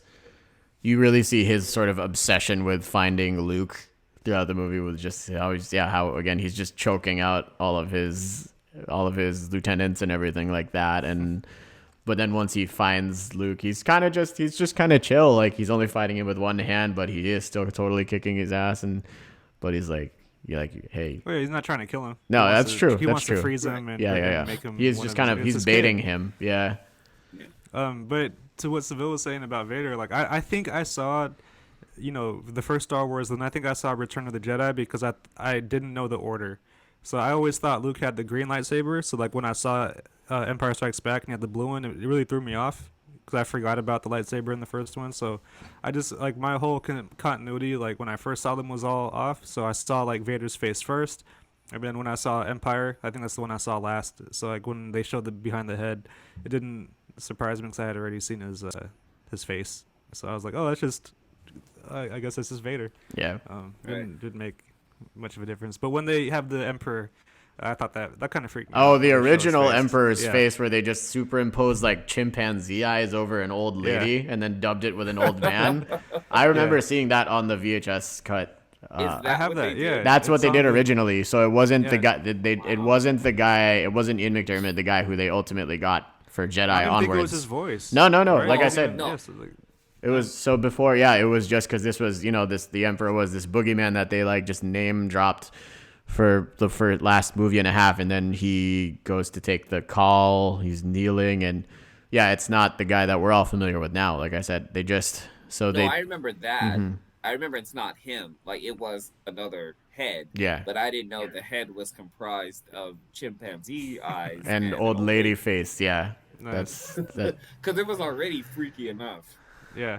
to see it. They but they do replace his face with the actual Emperor. Yeah, at one I think point, they so- did it for the 2005 DVD yeah, box that's set. the DVD set I have. 'Cause and by it threw me- then- I was like, what the fuck? yeah. That's not the Emperor. That's the Emperor, but that's not the Emperor. Yeah, but it's like but they clearly just like had him step off to the side off the set of Revenge of the Sith, and he's like, "Hey, can you just say the shit?" Because it looks a little too his face. My favorite Emperor is Return of the Jedi Emperor because he just looks hella like saggy, like Yeah. but by like Revenge of the Sith when he's I first gets don't- all fucked up, he looks too puffy. I don't dislike the Rise of Skywalker clone. That one was pretty scary too, but that's because it's informed by like the Jedi and like even his voice is more like this. Like when he's against the wires and shit. I liked how he looked. 'Cause Yeah, that shit reminds me. This is an aside, but Seville, have we not talked about how that shit reminded me of Captain EO? Totally. Like, seriously. I know, like Ray just needed to bring her song. He just needed to. This is my gift to You you. just needed her to just get up and just start dancing. Just, oh my God. I would have fucking loved that movie if that's what would have happened. If she just came and was like, "We are here to Uh-huh. change the world." Like that just needs to be a DVD version. Well, Like she just give watched it to us. she watched Endgame and took notes from everyone's favorite superhero, Tony That's Stark. true. Well, That's true. I think the whole directors took a thing from Endgame. And Yeah, you could they were just exchanging texts with the Russo brothers, being like, "Oh, and then what? Oh, okay, yeah, okay, okay." We could do that. We could do that too. yeah. But what else in Empire? There's some cool shit. Like I do like the introduction of Lando. If we want to Oh jump ahead a yeah, little yeah, bit. yeah, yeah. There's not too much on Dagobah that I thought was like that great. I I just like the whole Dagobah sequence. Dagobah has real live lizards. There's just like a bearded like an iguana running around and some. It looks like the snakes that Pee Wee Herman holds when he runs out of the pet store. They I man. do like the dialogue. It's a lot of good dialogue with Yoda and Luke. You see a lot of Luke's going through his confusion, emotions, and Dude, questioning. that and, like, he gets hallucination. very whiny still. The hallucination scene still scares the shit out of me. Like when he fights the Vader Vision and then it's his face in the helmet. Oh, there's a little Sean Hunter action going on. I guess so. Yeah. And then there was Sean. Why are you doing this to us? It's you under there, man. You're scared of yourself. Exactly. I think it's a good morality tale there. But yeah, he's still pretty whiny. You know, I just can't do it. I can't. I have to go save my friends. That's my dinner. See? Don't do Yes. that. You know what? I'm gonna say I think just being on the planet made him whine. I would whine too. Shit, that shit was fucked up. Your ride's in the swamp. You're on a planet. Like you can't just walk to the next town. Yeah. Right, and no one knows where you are. It's true. Right. You didn't tell nobody. So yeah, you're right. I think I would whine and complain too. Be like, what the hell am I gonna do now? I'm kind of stuck here. Yeah. Yeah, there really was no plan. There's no. That's the interesting. Yeah, the thing about this movie, it's like a lot of it's just stuff just keeps happening to the characters. There's no objective. There's nothing that they're trying to work. There's no goal they're working toward. They're just like, how the hell do we just get out of this thing alive? Meanwhile, like the master plan in Apprentice with the Emperor and Vader, like just going according to their plan, like just setting up their little shit as they go. Like they know what they're trying to do, and they're two steps ahead of them each time. Right. And that's like a cool thing to see. Like when you think they're like, oh, we got it. Oh, then they're into a room and Darth Vader's waiting for them. Like Yeah. it's Yes. cool little things like that I like in that movie. But it's You're also really, it's like really boring. Like Seville said, it's too slow for me. It's not the one that I choose to sit down and like. If I'm Yeah. gonna choose any of them to watch, I'm not gonna throw that one on necessarily. There's a lot of good scenes that I rewind, like the lightsaber fight and maybe like Oh yeah. parts of Dagobah. But Yeah, again, moments are really, really great. Sequences are really, really great for sure. Yeah, absolutely. I think, yeah, that whole the specifically for me, the first part of their fight in the gas freezing chamber is just like the lighting and everything, and it's you see that Luke is actually continues to Yoda fucking says like the Jedi uses the Force for defense only, but Luke continuously tries to make the first move. He's always taking the first. He's repeatedly making the first swing. And that's the whole point. That's why the Empire wins, because Luke was not ready. And Yoda kept telling him this. Like, you shouldn't rush into this. Finish your training. And he does none of that. He just goes because his friends are in danger. And now he feels like he can, defend himself against this dude. When honestly, much like how, and this is something I started to hear recently, where people say, you know what? Indiana Jones didn't need to do shit. The Nazis would have died anyway when they test the Ark. Like, if Luke didn't show up, they still would have lost Han. They still would have gotten away. It would have been fine. Like, everything he did was of no consequence. He went and got himself fucked up. Like, everyone else would have. They wouldn't have beat the Empire without Luke. What the fuck? Like the Emperor, like they couldn't do it without him. Yeah. Well, no. I'm saying, but like if Strikes Back, yeah, for him leaving Dagobah, like the movie still would end it the same. Yeah. Like Han would have still went to Jabba. You know, they would have been Lando let still go would have. because Yeah, he would have freed them. The only thing they came back for Luke. that's Yeah, true. but They it's were the gone. Skywalker saga. I know. We're just saying, like, we're It's nitpicking at this point, but like, really, it is like he didn't need to do all that. Like, obviously, if he didn't do all that, Oh, of there course would be not. no And movie. Yoda told him. Yeah, Yoda told him they'll be fine without him. yeah. Like they were fine without him, and he just didn't listen. So that's essential for Luke, and to figure out like his motive and his father, and that's what makes them win. Is the Yeah. when Vader turns, that's how they win. It's not because It's a spirit. It's an like- emotional win. Yeah, it's a win of the spirit. but the lightsaber fight is dope because is, it like, is. My I had at my old house I lived on the second floor, so when you walk in there's a banister and like a railing, and the carpeting on that was very like resembled the when they fight on the strip and then like Luke hops over and he jumps off like the pit. They always like would fight in those like shafts in Star Wars. Like it looked like the carpet on my cool. shit looked like that. So I would be able to fight like Luke Skywalker and Vader on the railing and recreate that. So I always thought that was cool. I never broke shit because it was carpeted, so I could throw my toys off of it as much as I want. All And too easy. yeah, oh yeah. And then when Episode 1 came out, holy fuck, I was all over the place. So, a little fun fact about Yeah, childhood. I like how, I mean, contrary to and again, I like him fine, but I don't like shit myself over him the way that I feel like most fans do. I think it's telling that we haven't even mentioned Boba Fett. God, oh my God, him and his dad, Andrew's like the favorite. worst fucking characters in Star Wars. Oh Jesus. Okay.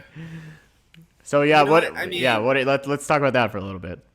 They don't do anything. It's weird. Yeah, he didn't understand the hype around him, how he became everyone's favorite. his helmet. character. For the character, It's his helmet. That's all it is. They just like the costume. That's all it is. Now, His fucking yeah, helmet. he had a cool look. One, and I Like think that Power the Ranger. mystery around him is what gets people, because in Empire he didn't do anything, and let's be real, he really didn't talk. So Yeah. you only got him to really know that he was the bounty hunter and he had to get Han. And that's it. So it made him kind of look cool, but not enough to be a favorite character. But I do think his outfit was awesome, and he had the fucking rocket launcher on his back. So you're like, what the fuck he gonna do with that? I know what he does with it. Oh shit. Or I know what No someone spoilers, does with no it. spoilers. There's still time Well, to he doesn't- save Han. He just doesn't do anything. Like to me, he followed them, and he calls Vader. And then he stands behind Darth Vader the whole time, and he gets paid and ends up losing Han anyways. And then he gets killed by blind Han Solo. And then now he's back. So He didn't lose Han. He didn't. He didn't lose Han. He delivered him to Jabba. Yeah, technically he finished his job. His dumbass stayed there. I don't know why he's. Well, no, it's like the mafia. You all hang out Yeah. together. You just until the next job comes around. What was I He's gonna? like, yeah. okay, he's super close to Luke, and he's like he's like aiming super like precise, and he gets killed by blind Han Solo. I just don't get it. Discuss that. We'll get there in a few minutes. Clearly. All right, how about Jango? Like, can I talk about Jango Fett real quick? Sure. With his stupid Mandalorian self, he's gonna charge Mace Windu, the Master Jedi. Hey! Spoilers! He's Mandalorian spoilers. everyone's seen him. You've seen the first. Uh-uh. You've seen episode Clone, I two don't Clone care. War, or Just- Attack of the Clones. No, he's talking about Attack of the Clones. Oh, with Jango okay. Fett, where he just decides like he's gonna run after Mace Windu, or he's gonna stand there while Mace Windu's charging him with one gun, and gets his head sliced off. Like that's it. That's it for Jango Fett. He does too. He lights his thing on fire. That's all he does. They obviously didn't get him for his Fuck. brains. They just got him for his body. Oh God. I Yeah. did He's have disposable. I had a Disposable pretty body. sick Micro Machines Slave 1 though. So I wish I kept that just cuz those were always really well made. I'm just going to say I missed that toy. That's my only even Boba even Fett. in the Knights of the Old Republic game, the Mandalorians are like assholes, and you get to kill a bunch of them. So it's all good, man. Mandalorian streaming everywhere on Disney Plus.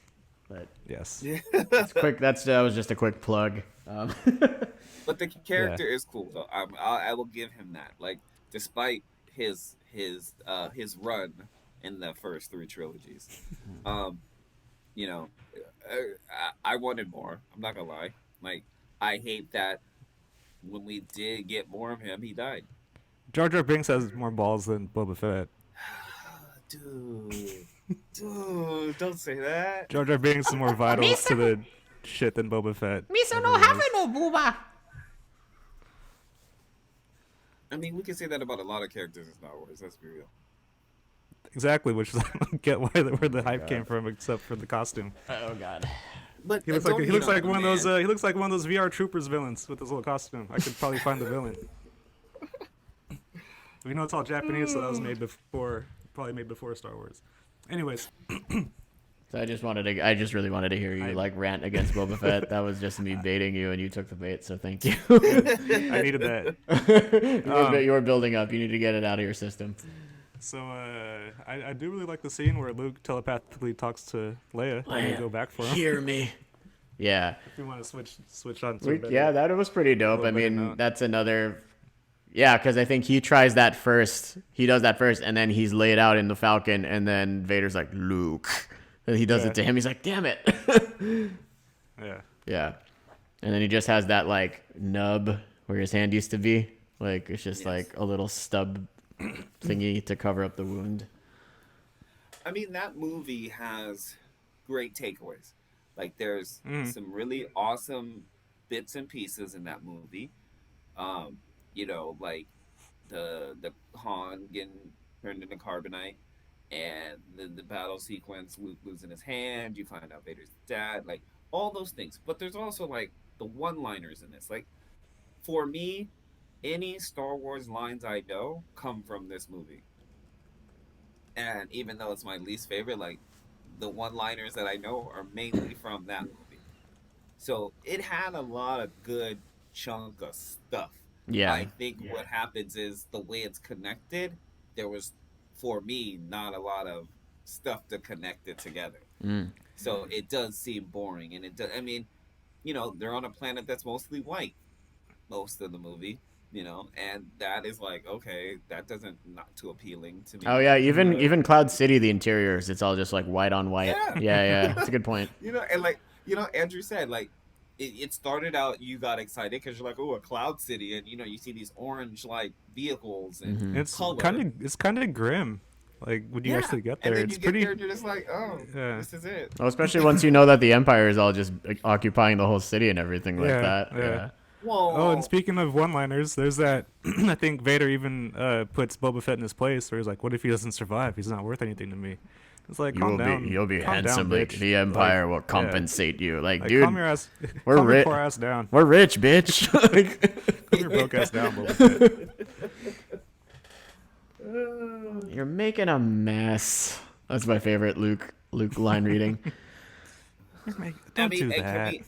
you have to talk about it because we always, you know, you can't discuss this movie without understanding how much of a G Han Solo was. Yeah, this is really like, and Not this. tell Oh, yes. Leia he loved him. Yeah.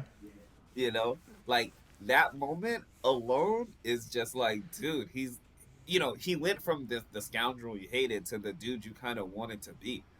You're just like, look at that. Just, Yeah. Yeah. I was gonna. say I Yeah. love you. Just I know, and that's it. Also, what shows he's a fucking badass is he just turns off the ship and just attaches to the Imperial ship as Yeah, they're flying. yeah, like yeah. that was fucking awesome. I It- always forget. I always forget about that scene, and when I see it, I Yeah. always pop for it. I'm like, oh, I forgot about that. That's Yeah, fucking I'd dope. say the best Han Solo bits come out of this for me, just in general, and because like I think this was probably right after Raiders of the Lost Ark, or like because I think there was this, but there's like a little bit of Indiana Jones in there too, kind of like the sort of like even the more kind of slapsticky stuff, like they're trying to. He's more Temple of Doom in the end. Yeah. Well, he's trying to. He's Raiders. like, you know, he's constantly trying to fix the Falcon. Like he goes down. He's like, here, give me this, and then like either like when the toolbox falls down on him, and he's just like, ow! Like it's really fucking funny. But when to he me. pops his head up, he totally Yeah. forgets about it. Yeah. like there's something else going on. Yeah. I think it's he's trying to keep it together. You know how to fly a plane? Yeah. No. Do you?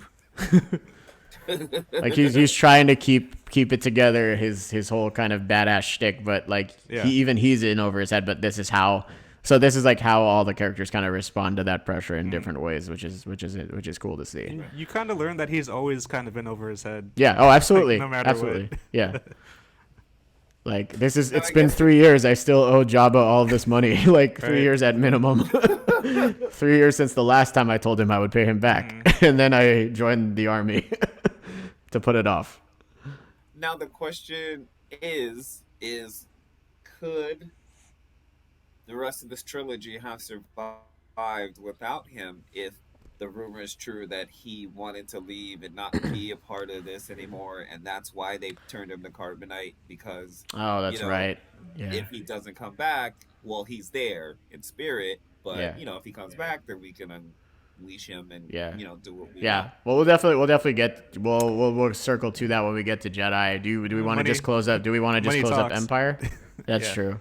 My personal secret sauce for this is the Falcon itself, because just of all the there's just all the chase sequences, but also you just see so much of the ship. You see again plenty of the cockpit. You see like the quarters area. You see like the the engine room and all that shit. Like it just feels like the most lived in. It's like this is where the ship feels the most like a character to me. I think I agree with that. I think if Chewie was a little more present, he might have a secret sauce like nomination. But for me, it's Yoda. Oh yeah, Um, it's Yoda and the Falcon for me. Absolutely. Yeah, I got you there. I'm gonna be very cliche and say it's the reveal of Sure.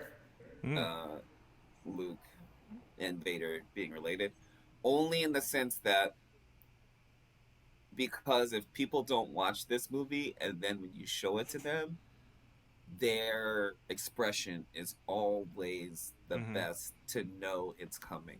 So I kind of like that. I like showing it to people for the first time because they just kind of lose their shit because they're like, "What? How did what? What's going Yeah. on?" We had a friend. I mean, sidebar. We went to watch these in the theaters when they re-released them. That long time ago, and we all went as a group of people and watched it. And we had this one girl who went, and we thought all of us had seen it, and we didn't know she didn't see it. So it gets to that part, and he says the line, and she just goes, and she's the only one in the theater, hella loud, and everyone like looks at her aghast, and she's like, and then we look at her, she goes, I didn't know, because I've never seen this movie, and like Nice. that's where it started for me. I was like, that's what these movies are about, like Yeah. being in a room with people, enjoying what you know, but having that person who's never seen it and just being so invested. So Mm-hmm. that always gets me every time. That's big. The secret sauce is definitely reactionary. Oh, that's true. I Yeah. think I'll go back to New Hope right now, and I'll say maybe just from what I've heard from people, like the first time you see like them going into hyperdrive or the light speed, like when the screen lights up with the stars and it zooms first person. I hear like when that first came out in theaters, nothing had ever been you'd never seen anything like that on a big screen. So when that happened, people's like reaction was, you know, pretty incredible. So I'd have to say that's a big one because like the prequels didn't have that. So when I went to see Star Wars, they didn't show that, even though they had a lot of cool things. So when I saw that like in the Force Awakens or whatever, it really I was glad I got to see that on a big screen, even though I'm seeing like New Hope now in the theaters, but I don't think I had seen that on the big screen until like Force Awakens or Yeah. whenever they did it. So I was And pretty there's happy. I think it also like the Falcon cockpit design has a lot to do with that too, or just that it's just that Mm-hmm. POV, so you just feel like you're sitting right Yeah. behind them. Like that's the cool thing about it. Hell Yeah, yeah. Okay, so And it breaks in the second one, so that's also a big bummer. Like, and I'm sure it was like a, you know, oh yeah, that's the whole thing too. That's part of it's like it's always broken. He tries to like Fonzie it real quick and just hit Yeah. it, but that doesn't do anything. And yeah. Fonzie it. All right, so should we move on to Jedi Return of the Jedi? Yeah. Yeah, which I personally really like this one for sure. Like I think I'll probably choose to watch this one out of the three. Just if you have to sit down and watch one of these movies, which one's it gonna be? I'm like, just give me Jedi. Like that's my favorite one. I think to sit down I and watch for the most part. I agree with that because I like to preserve New Hope. That's like my favorite one. I'm getting a little too far ahead, but I like to keep the my I guess my giddiness with it Yeah, at I its see what peak. you're saying. So I try to watch that one as least as possible because Mhm. it is like there's nothing like it. So yeah, I'll go to Return of the Jedi. I just don't like the Ewoks, and I still like. It used to turn me off a lot from the movie, but it doesn't bother me anymore. Because they're pretty vital to the Yeah. the I situation. I want to. I think I just like so. I think we're all generally in agreement that the like the beginning stuff with R2 again. It's kind of a slow Tatooine start. I mean, it's cool to see Jabba's palace and to see all of the crazy ass creatures and shit like that. But I want to hear Andrew talk about creepy Luke in his Jedi prime because it's a very distinct. Like every yeah, Luke is super different in each movie. I just would like to see more on how he became that. Like, if the cutting off his hand and shit really humbled him, I'm sure it did. But he was very like cocky, but also his demeanor was a little creepy. Like the way he would smile at Jabba or like show his reassurance. He was just a little too imposing. I don't know. It was just very creepy to me. I think it His, kind yeah. the calm tone, but he's Yeah. still like he's still hiding it because when he's fighting, he looks very very like disheveled and just really erratic. Like he's in over. during Like that you first- still feel like he's in over his head. Like when Yeah. he's fighting the Rancor. like when he dodges the bullets with the lightsaber, he almost looks surprised that he did that. Uh-huh. Like, but it's part of the '80s action shit. So Yeah, that the choreo of the time. Yeah. I just wasn't into like that whole scene as much. Like I thought the rescuing him was they dragged it out a little long. I'm not a big fan of the monster scene either. Like you're coming off as this like really on point Jedi, but you fall for the trapdoor trick and you fall underneath and Yeah. you don't have your weapon, so you have to like use other shit. But you didn't use I think you used the Force on him. But yeah. It was Yeah. just a little drawn out. When you think about it, yeah, it is an odd choice. Why wouldn't he come already strapped with his lightsaber? Like, did he just want to show off? Like, oh my god, he's like, okay, R2, so I'm gonna put this into you, and then I'm gonna get caught, and we're gonna and it's just gonna be the coolest thing ever. Like, but I think he pulls out the Jedi mind trick in the beginning. well, no, I mean, no, that's the thing. He comes in like you don't really know what to expect. So like obvious storytelling, like. First movie, he's dressed in all white. Second movie, his outfit's all gray. Here, he's in all black. Like, so we don't really know where he's at. And he's got the hood on, and he comes in, and he like the first thing he does is he force chokes the two Gamorrean pig guard guys. Okay. Yeah. So yeah, he just and like they're just there, and he tries to then he mind tricks He mind tricks Bib Fortuna. So he's like definitely been doing his homework. I feel like I would just love to. I would just like if they're gonna do another series or a movie like where you like a solo type movie. I'd love to see that in between from Empire to Return because I just you just don't know. Like there's even a special edition. I think there's a deleted scene where it shows him making his lightsaber. Yeah. So I'd like to see like is that crystal like from somewhere? Like how do you get the green? Like what? I know there's like rumors about it, but I'd like to see that filled in just because they don't touch on it. We don't really know. He just kind of like already developed. They still do a good job developing his character. Yeah. From that point on. I mean, I think you definitely get the sense that, so this is a year after Empire. So I think just through how he carries himself and how he speaks, it's like, again, as you said, it's a bit more subdued. I mean, it depends on who he's talking to. Like when he's talking to Han, he's like, I used to live here. There's nothing to see. He's like, oh, cool. Cause you're going to die here. That's one of my favorite exchanges. You're going to die here, you know? Convenient. But yeah, no, you get the sense that like, he's probably had a lot on his mind over this past year. Like he's trying to continue the trading on his own, but he's probably still traumatized from fighting Vader. He's still not entirely sure he was telling the truth. But yes, he has been humbled by this experience, and he's like, you know what, I can't fuck around. Like, if I'm gonna be a Jedi, I gotta start acting like one, or at least what his approximation of one is, you know? Right. Because no one's really around to tell him. Like, I think I read too that he went back to Obi-Wan's hut and found, some journals or some schematics, and that's why his lightsaber looks pretty much exactly like Obi-Wan's, like the handle, at least the hilt. Yeah. It would have been cool just to see that. Like, how long were they actually on Tatooine? Like, did he do all that in the same day? Like, did they go there right after and chill there for months while he trained, and then like he found all this shit? Then now we're ready. Let's do our plan. Like, it'd be cool to know how that got set up. Yeah. But that has nothing to really do with the movie. Yeah. It's just because all of them start off like you're already in the middle of some shit. Yeah. So it's just like we just need to tie up the loose ends from the last one so we can actually get to what the movie is. Right. And to me, I like the mean, Carbonite figure looks slightly different than the Empire. Just my observation. how are you even looking at that detail? Like, Hey, It was hey, dark. It was dark in the palace. hey, don't ask me that. When I was a kid, I would find shit like that. I just noticed shit like that. I can't explain it. It's I mean, I just thought this movie was just pure badass. Like, Yeah, it's yeah. the first one I saw in the theater, the one I remember the most. It is still my favorite Star Wars movie in the whole saga. I respect it. Um, and that whole beginning was kind of reminiscent of New Hope, Yeah, um, totally. but like moved way much faster. Like, mm, yes, we had the droids, but it didn't dwell on the droids for long. Hmm. It had to set up the plan.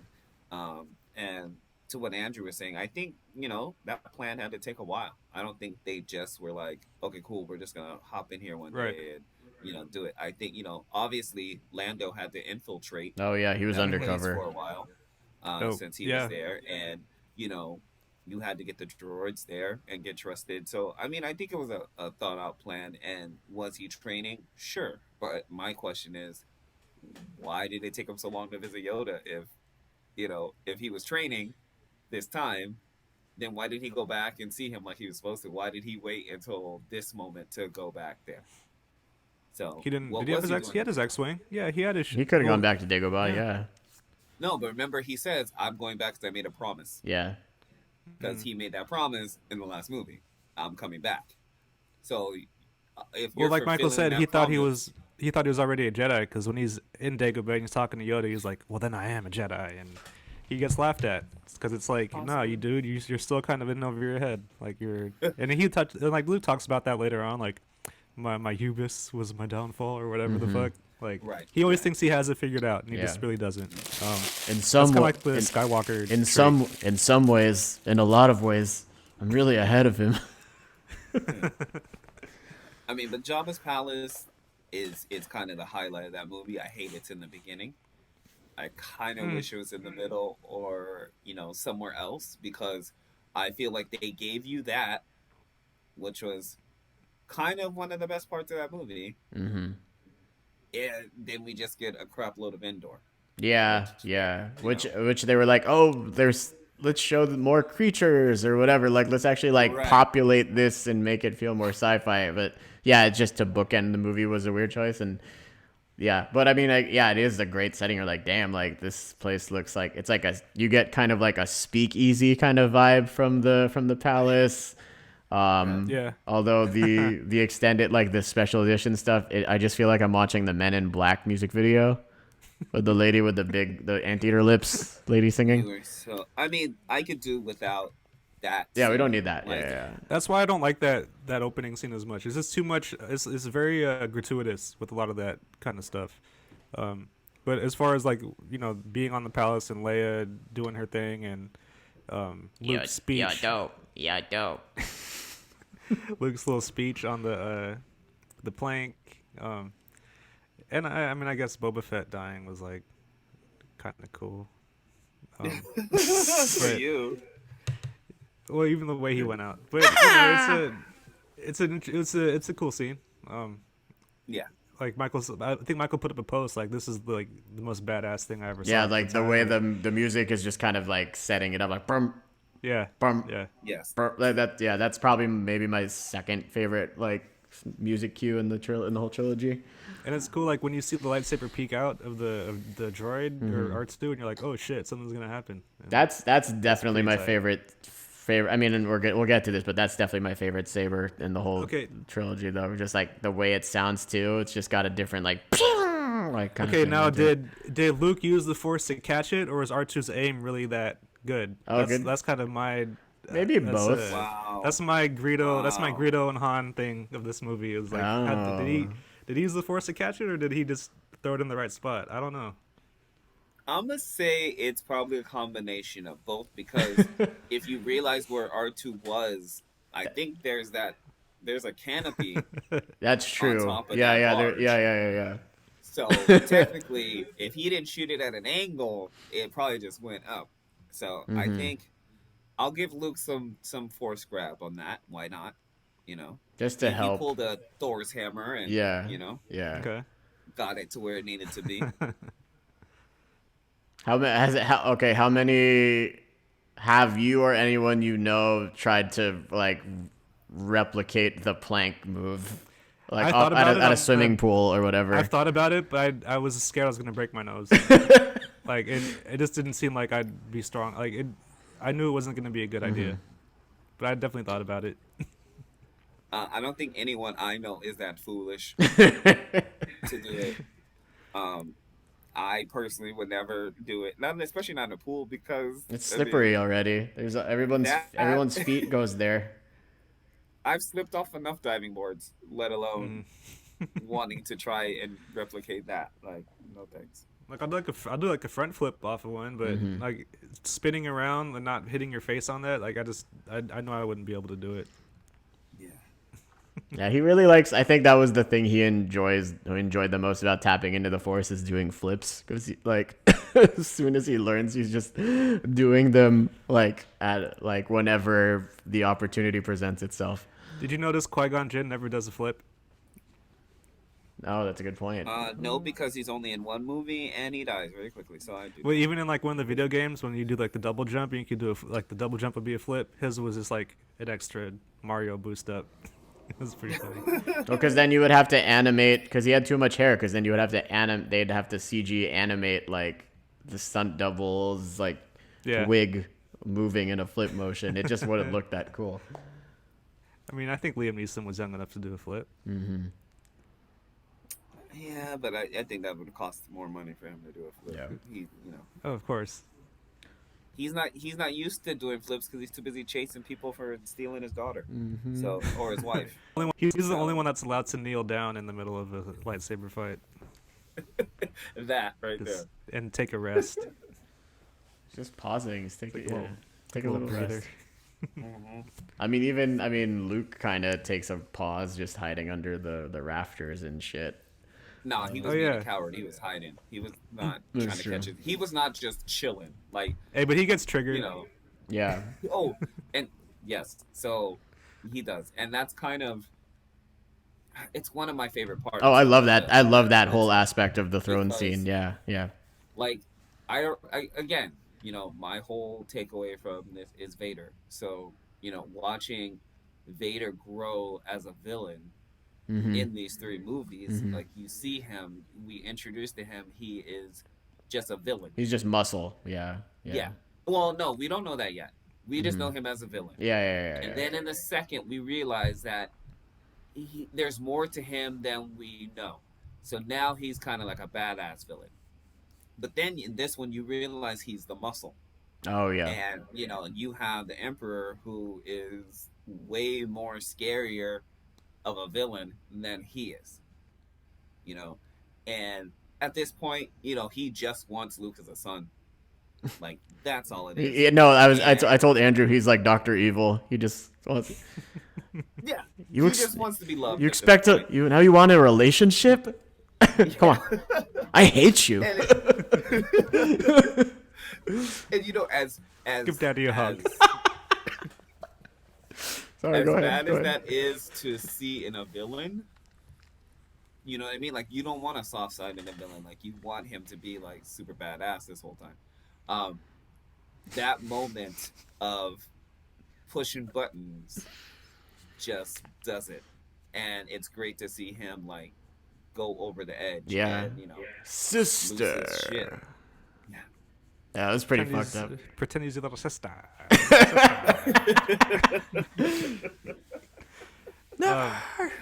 Well, it's also confusing to me because if Luke would have killed the Emperor, then it would have been Vader and Luke, right? So then it's like, why did Vader, defend him? Is it because he felt like he needed the Emperor? Well, Like, it's still no. I it's think a little he's murky. I think at that point again, in terms of like, so just as Luke is, he kind of kind of comes off like he's overcorrecting in certain points, and he's like really trying to flex his I'm a Jedi now, like the way the Sith system works or whatever, like the hierarchy, like Vader is also, I think, equally trying to he's kind of overcorrecting, because I think that shows his conflict. He's like, yeah, this is my kid, and I kind of want us to be bros and fuck shit up together. I gotta do what my boss says because he's my boss. If he kills the Emperor, then it would have turned Luke to the dark side. So maybe he's saving him from that too. So maybe, yeah, there was that push and pull. He's like, nah, don't fucking do it, man.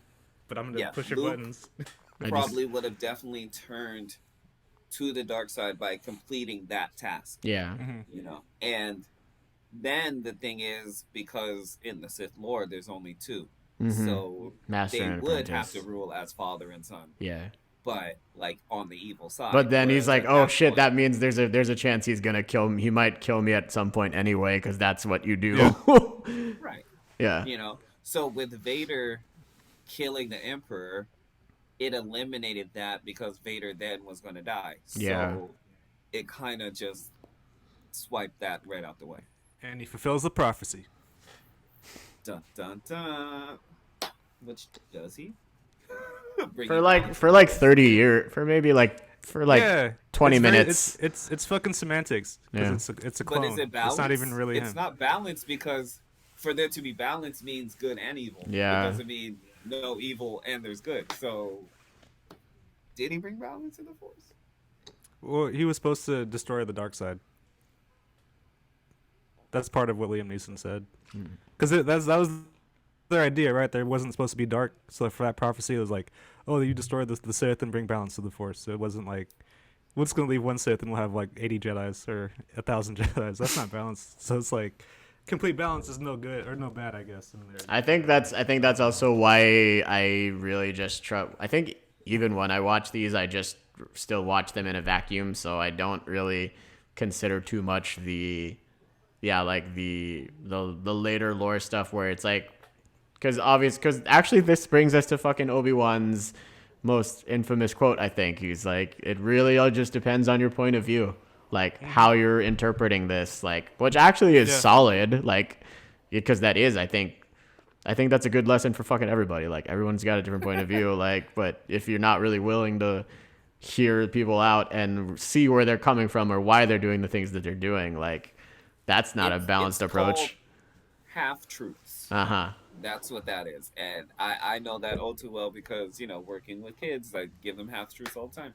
You know, like, but like, again, no one can be mad at Obi-Wan, because, I mean, did he lie? A little bit. Let's be real. He didn't tell Luke the whole truth.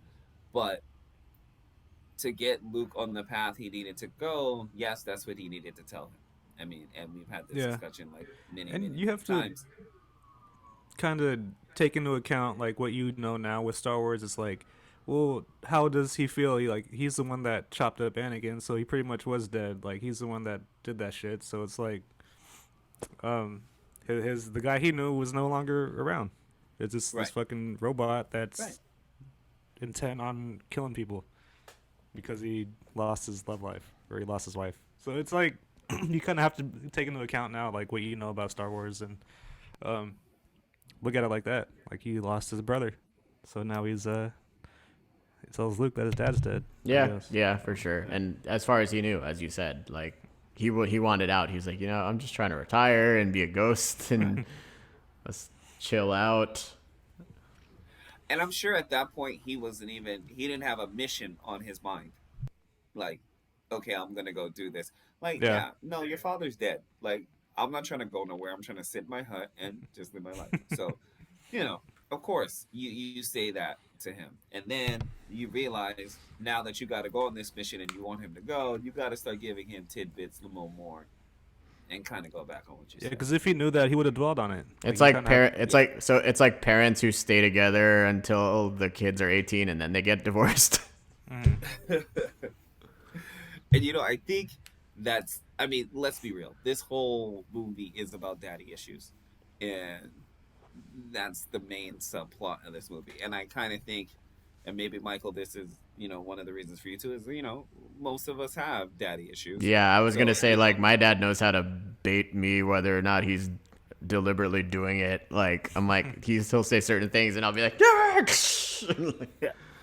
So, I mean, I think that's why people like this movie. If this is one of your favorites, it's it's that whole you just want your dad's approval. You just want that relationship with your dad, Mm-hmm. and that's what this has really all been about. Is a father and son who kind of are finding their way to want to be Each together. other, man. Yeah. And even though that doesn't happen in the end, you know, like I think that's a huge part of this movie, and I think that's what draws people in for them to enjoy it. Hmm. Because even though I root for Vader in the fight for them and during the life, like, I still want Luke to win. Like I mean, a large part of me is yes, Luke, turn to the dark side so you can be with your dad. Like that's what I'm rooting for this whole movie. But in the end, when it all plays out, you're still rooting for Luke. And both of them actually. But I did want him to turn to the dark side. Yeah, I think that's the thing too. Is I mean, obviously the Emperor. That's a really interesting point. Like everything you guys have said so far, but the Emperor being there now in the mix is like this dude is just irredeemably like an evil piece of shit. It humanizes Vader so much more. Like so, yeah, you do see like just it doesn't. Yeah, to the point where Luke finally wails on him and cuts his hand off. Like it's not triumphant music. It's fucking the music is tragic as hell. Like Mm-hmm. you know, and you're just like, oh shit. Like yes, this is what I wished he would have done in the last movie, but now with all of this in the game, like now that I know they're father and son, it's even it's sad. And then the Emperor like just fucking tasers him for 5 straight minutes, which scared the hell out of me as a kid. There's But then that well, just shows the level of evil. Yeah, absolutely. Like he is like he didn't give a shit about Vader. Let's be real. Like Mm-hmm. you think he does, like all this time, but he's like, "Fuck you, I don't need you," and like fucking lights his Good. ass up. well, Luke It Luke makes passes most of the Emperor's test. Like he's about to kill him, and then Vader saves it because he doesn't want to be, for whatever reason. And then he cuts his hand off, and it's like, all right, you beat my apprentice. You could be my kid. You could be my You guy passed now. the Like, audition. Yeah. but I guess when Luke sees his dad had like the robot hand already, maybe it reminds him that. Oh, yeah, I mean, fuck, he's been through this. I mean, like, he looks couple at his times, looks and- at his own yeah. hand and everything. Yeah. Right. It's like fuck, you've been through this already, and I'm just like that's what I'm in store for. I So think it's- I've had plenty of Yeah. metaphorical times where I stare at my own robot hand while I look at my dad's robot hand. I've had plenty of those moments. I think I had one yesterday. nice. But what else? What else is I mean, we totally went over. We like skipped over like the war, but to me it's kind of secondary. It's for just the whole story. it's just eye candy. I think it was just yeah. ILM really flexing and stuff. Yeah. I do like how Lando does steal Han Solo's clothes while he's riding. Yeah. He's piloting the Millennium Falcon. It's just kind of a weird. Like, is that just the suit you wear and like when you drive that ship? Well, or- we know now in Solo that there was a pretty decent like captain's quarters and a walk-in closet. So maybe Han just had all of. Maybe he's like Kevin Smith. He just wears the same fucking thing every day. Yeah, Like it is the future. yeah.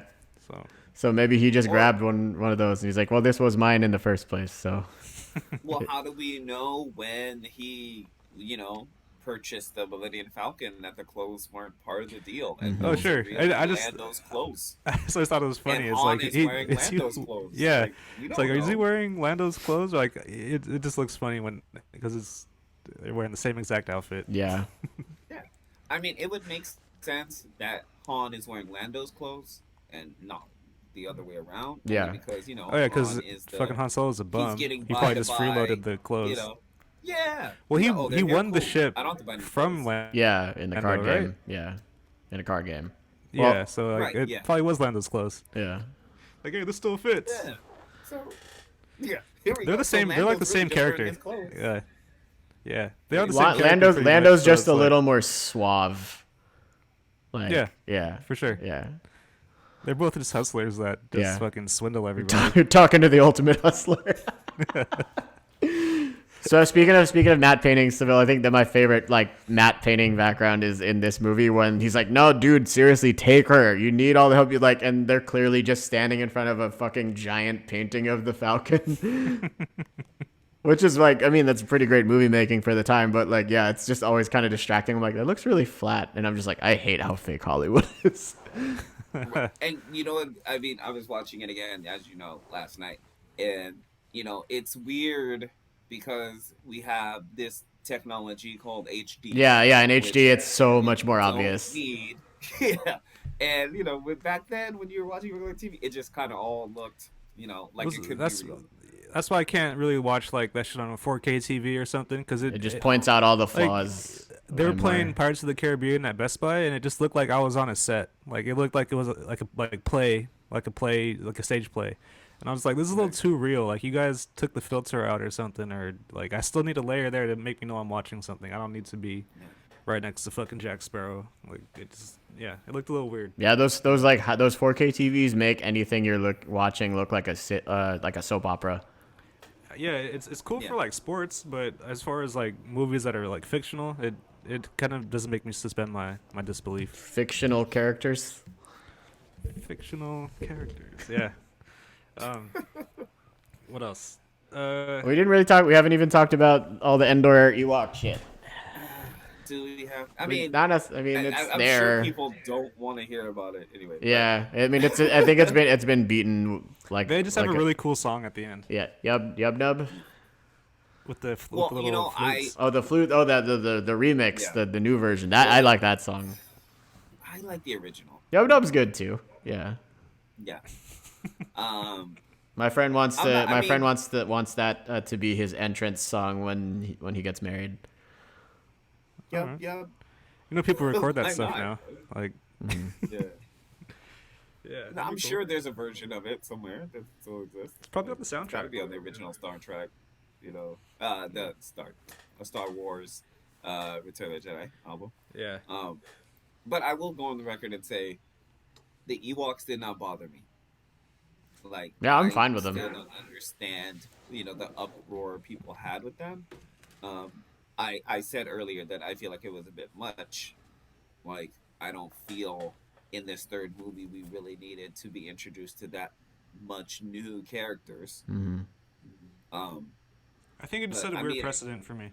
Like there just now for some reason there just has to be a group of weird animals Aliens. in Star Wars. Like there just has to be a pack of them. Like just it's mandatory now. Like And we I go straight just don't from the like that. Ewoks to the Gungans, so that's a good point.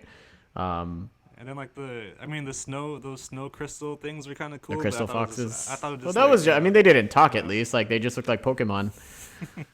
Right. So, but they wouldn't have made it without them. And That's true. I just, like same thing with the Ewoks.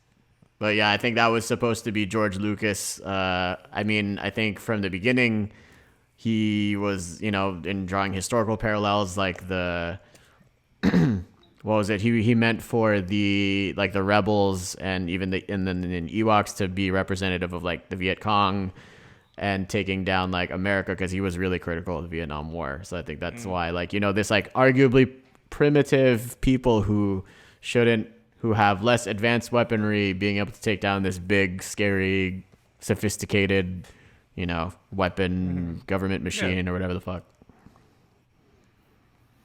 That's pretty. I get it. Like, but like, yeah, it used to make it not the movie I wanted to watch. I thought there was too much, and I don't like when they like kill one of them, and then it's hella sad. Yeah, and then they try he's to wake isn't he it up, shaking like, it? It's like Lion Yeah. King for a second. Or he's like, "Wake Yeah, up, Dad!" But I do like. I mean, the whole war is pretty cool. Like when they're just stuck at that bunker, and they do the I love you and I know thing Yeah, again. they Like, flip that was it. kind of They cool. flipped Yes. it.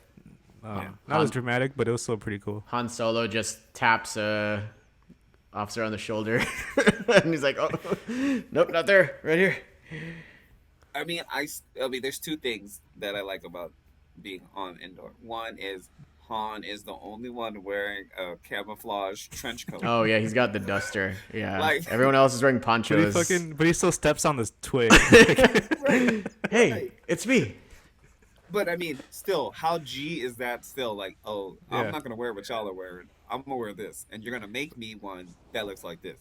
So I On think one that's cool. condition, I get to wear a dope Right. ass trench coat. Um, Yep. and the other thing that was cool about that whole scenario was the light speeders Oh yeah, that they rode on. the speeder bikes. The speeder Oh bikes. yeah, that sequence Like still holds up. Yeah. that is like, I mean, that was Wait, our pod race Leia. before there was a pod race. Mm-hmm. So that was Oh interesting. yeah, you're right. Yeah, that's pretty tight. Yeah.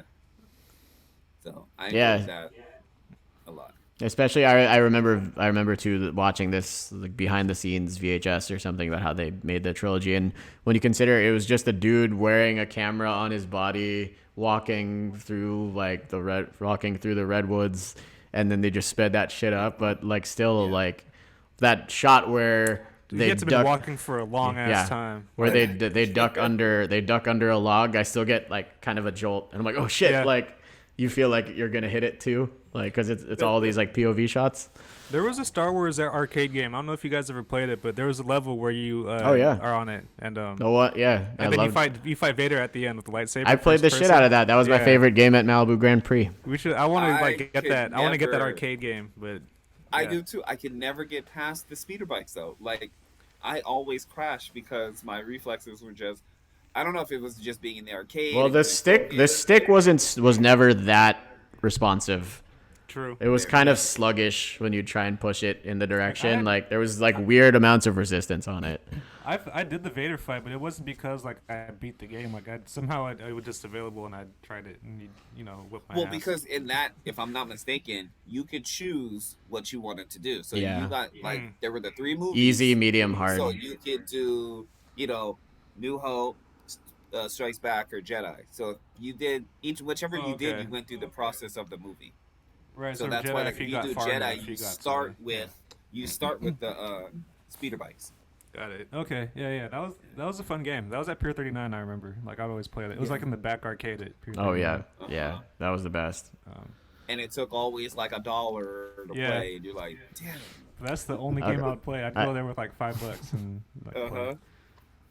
Seville, as in OG, I actually have a question for you. So I know in the special editions we see, after Luke does the Jedi funeral for Vader and does the pyre, then it cuts to all of these places in the galaxy celebrating. You even get fucking Naboo and Gungans. They're like, "We so free." What did they? Was there something like that in the original version, or did they just cut straight from him, like burning his father's body to Yub Dub? It's that right there. So you see him, Vader dies, and then you see the fireworks in the sky Okay. like you do. Yeah. And it's right over Endor. Okay, and then it So- just goes straight into Yub Nub. It goes into Yub. Oh, okay, He yeah. burns the body still. Yeah. But it goes into Yub Yub. Mhm. And like, even when I've seen this scene before, but even watching it last night, I go, this scene is still out of place. Mm.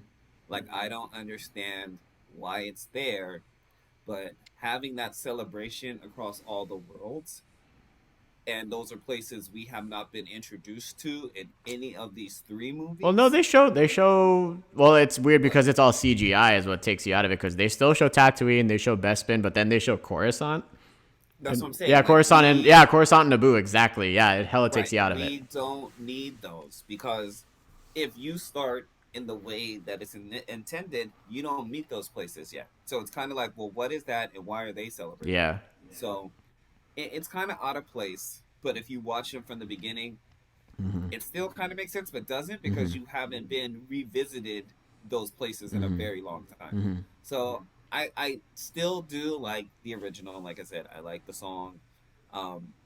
Without all that celebration, it kind of takes away. But you do kind of just celebrate right there in Endor with them, and you feel more, yes, we won. Not, well, what the fuck is that? What's this that I'm watching? And then let's celebrate. Mm-hmm. Oh, I see think what it you're takes saying. away from Yeah. I And don't that, remember the Gungan celebration or anything like that. I don't remember cutting off to. well, different just because it galaxies just and keeps different- doing that, what do you call it? Like the side swipe, the side wipe thing. So it just keeps transitioning from planet to planet. Yeah. But yeah, you'll see like it you'll see like the big palace city feed or whatever. Everyone's. Oh, okay. It looks like the parade again, and there's streamers, and then there's like 5 Gungans on our rooftop, and one of them is like "We set free." Yeah, like, yeah. Actually, to circle back a little bit, I actually was wanting to kind of close the loop on our what we talked about with Empire. What did y'all think of Vader's unmasking? Who's this white man? No, for real. That was my thing. Like Yeah. you, like you're growing up as a kid, like you knew James Earl Jones, Mm-hmm. so you know his voice, you knew who he was, yada yada yada. And again, I think even though we saw, the back of his head in Empire, like in your head, because you know it's James Earl Jones, you don't expect him to be white. Pasty, Caucasian. pasty, But Humpty, he's- Humpty but he's Luke's Dumpty. dad. I know, you're right. You're right. And I understand that now, but I'm just saying, like, But that's as like, yeah, that's a first-time continuity thing viewer, that's kind of strange. Like, yeah, it's like a little, you it's a little know his off-putting. voice, and you're expecting that person to be Yeah. the face, and it's not. You're just like, what the hell? And then, I mean, Yeah. and just take away the race for a minute, like just when you see the face itself, you're just like, dude, like what happened to him? Like it wasn't grotesque, but I remember I always thought Well, it was like, he has like this. It's the shit under his left eye. Like it's like He reminds me of the shopkeeper in the Haunted Mask. I don't know if you've ever seen. Damn, that's a the deep Goosebumps cut. episodes, but he has like some shit on his face that reminds me of that. well, he has stuff in his face, but it always looked like to me like his head was melting down into the thing, almost like some X-Men first movie where it's the Senator Kelly. oh yeah, he yeah. gets When some he powers like and he's his kind of Oh, jelly. okay. jellyfish Yeah. is Like, out. you feel like that's happening to his face, like he's melting away, and I'm just like, dude, what's going on? Like you were just 5 minutes ago this this super villain, and then but I mean that could all be done by the Emperor's lightning too. Yeah, I mean, I'm sure it and- didn't help, like the life support Right. systems and everything like that. Yeah.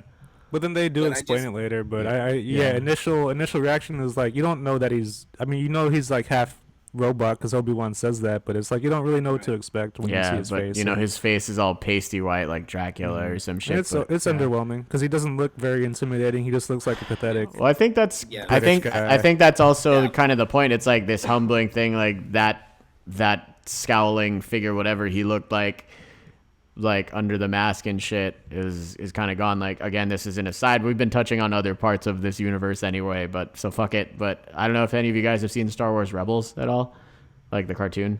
But there's this part where Vader is fighting like his old apprentice Ahsoka like years later after they both thought the other person was dead for like 15 years, and then they kind of get back together and something happens and like a chunk of his helmet gets kind of like blasted off, kind of like in Spider-Man, how like there's always like a part of his mask missing, but you see like his dark side eyes are still like on fire and shit. So like that's when he's just like full on like hate mode. But at this point in Jedi, yeah, he's redeemed himself, and yes, he took way too much electricity and his shit was shorted out. But also, yeah, just like I don't know, yeah, it's really that hate, anger, hate leads to suffering. So like this is just him, like this is what he's left with in his last breaths, like after like Well, 25 years of doing this shit. I'll tell you what, Luke must not have been impressed because he put the mask back on him when he That's broke true.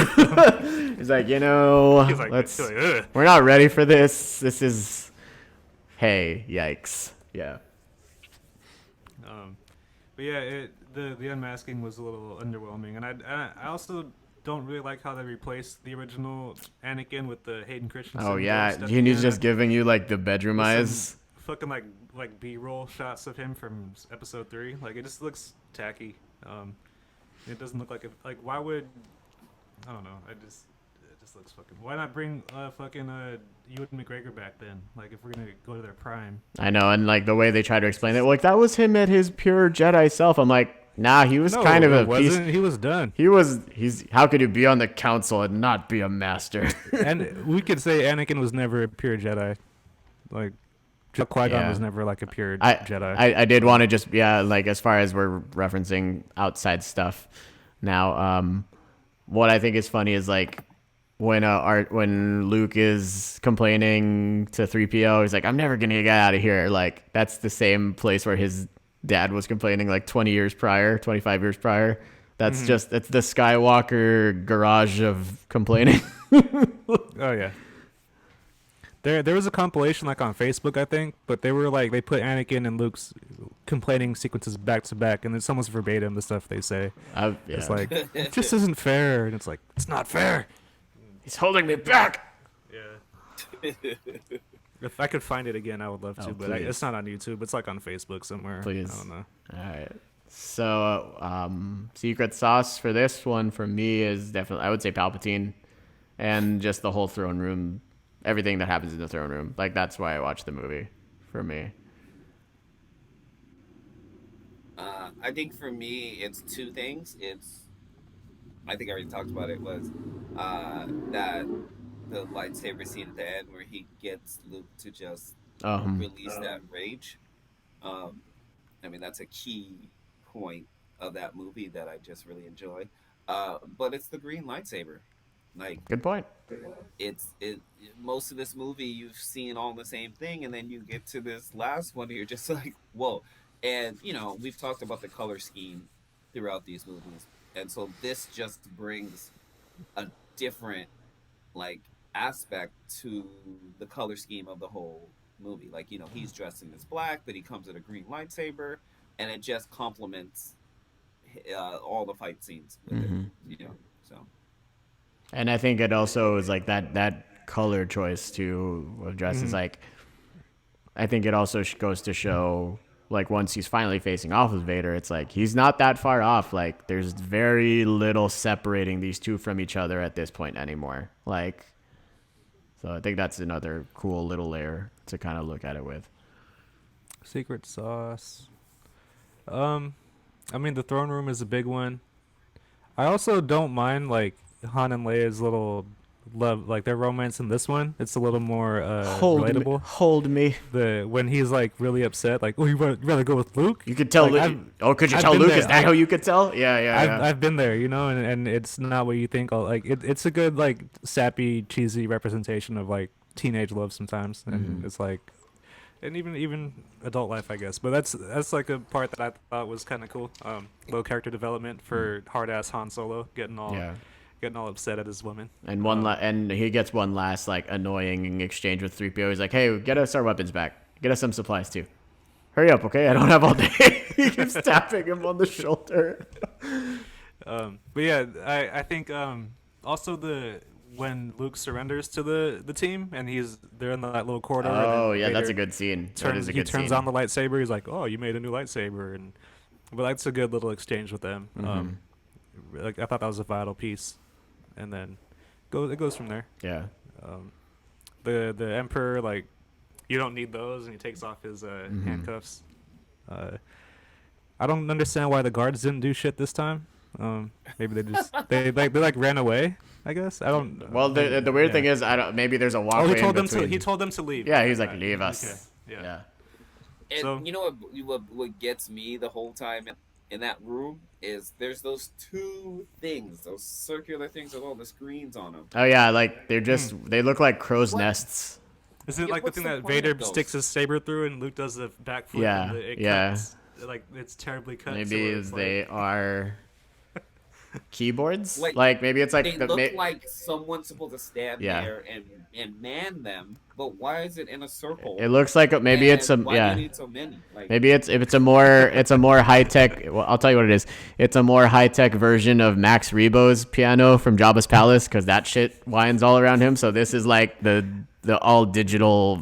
it's all for version. their entertainment. Yeah, there you go. they're just. It's like when you'd go to the WB store and there'd just be all these buttons you could press. There For you go. no reason. Yeah. I think that might be it for Yeah. return for me. Okay, so we can just close up with our, again, just one last little lightning round.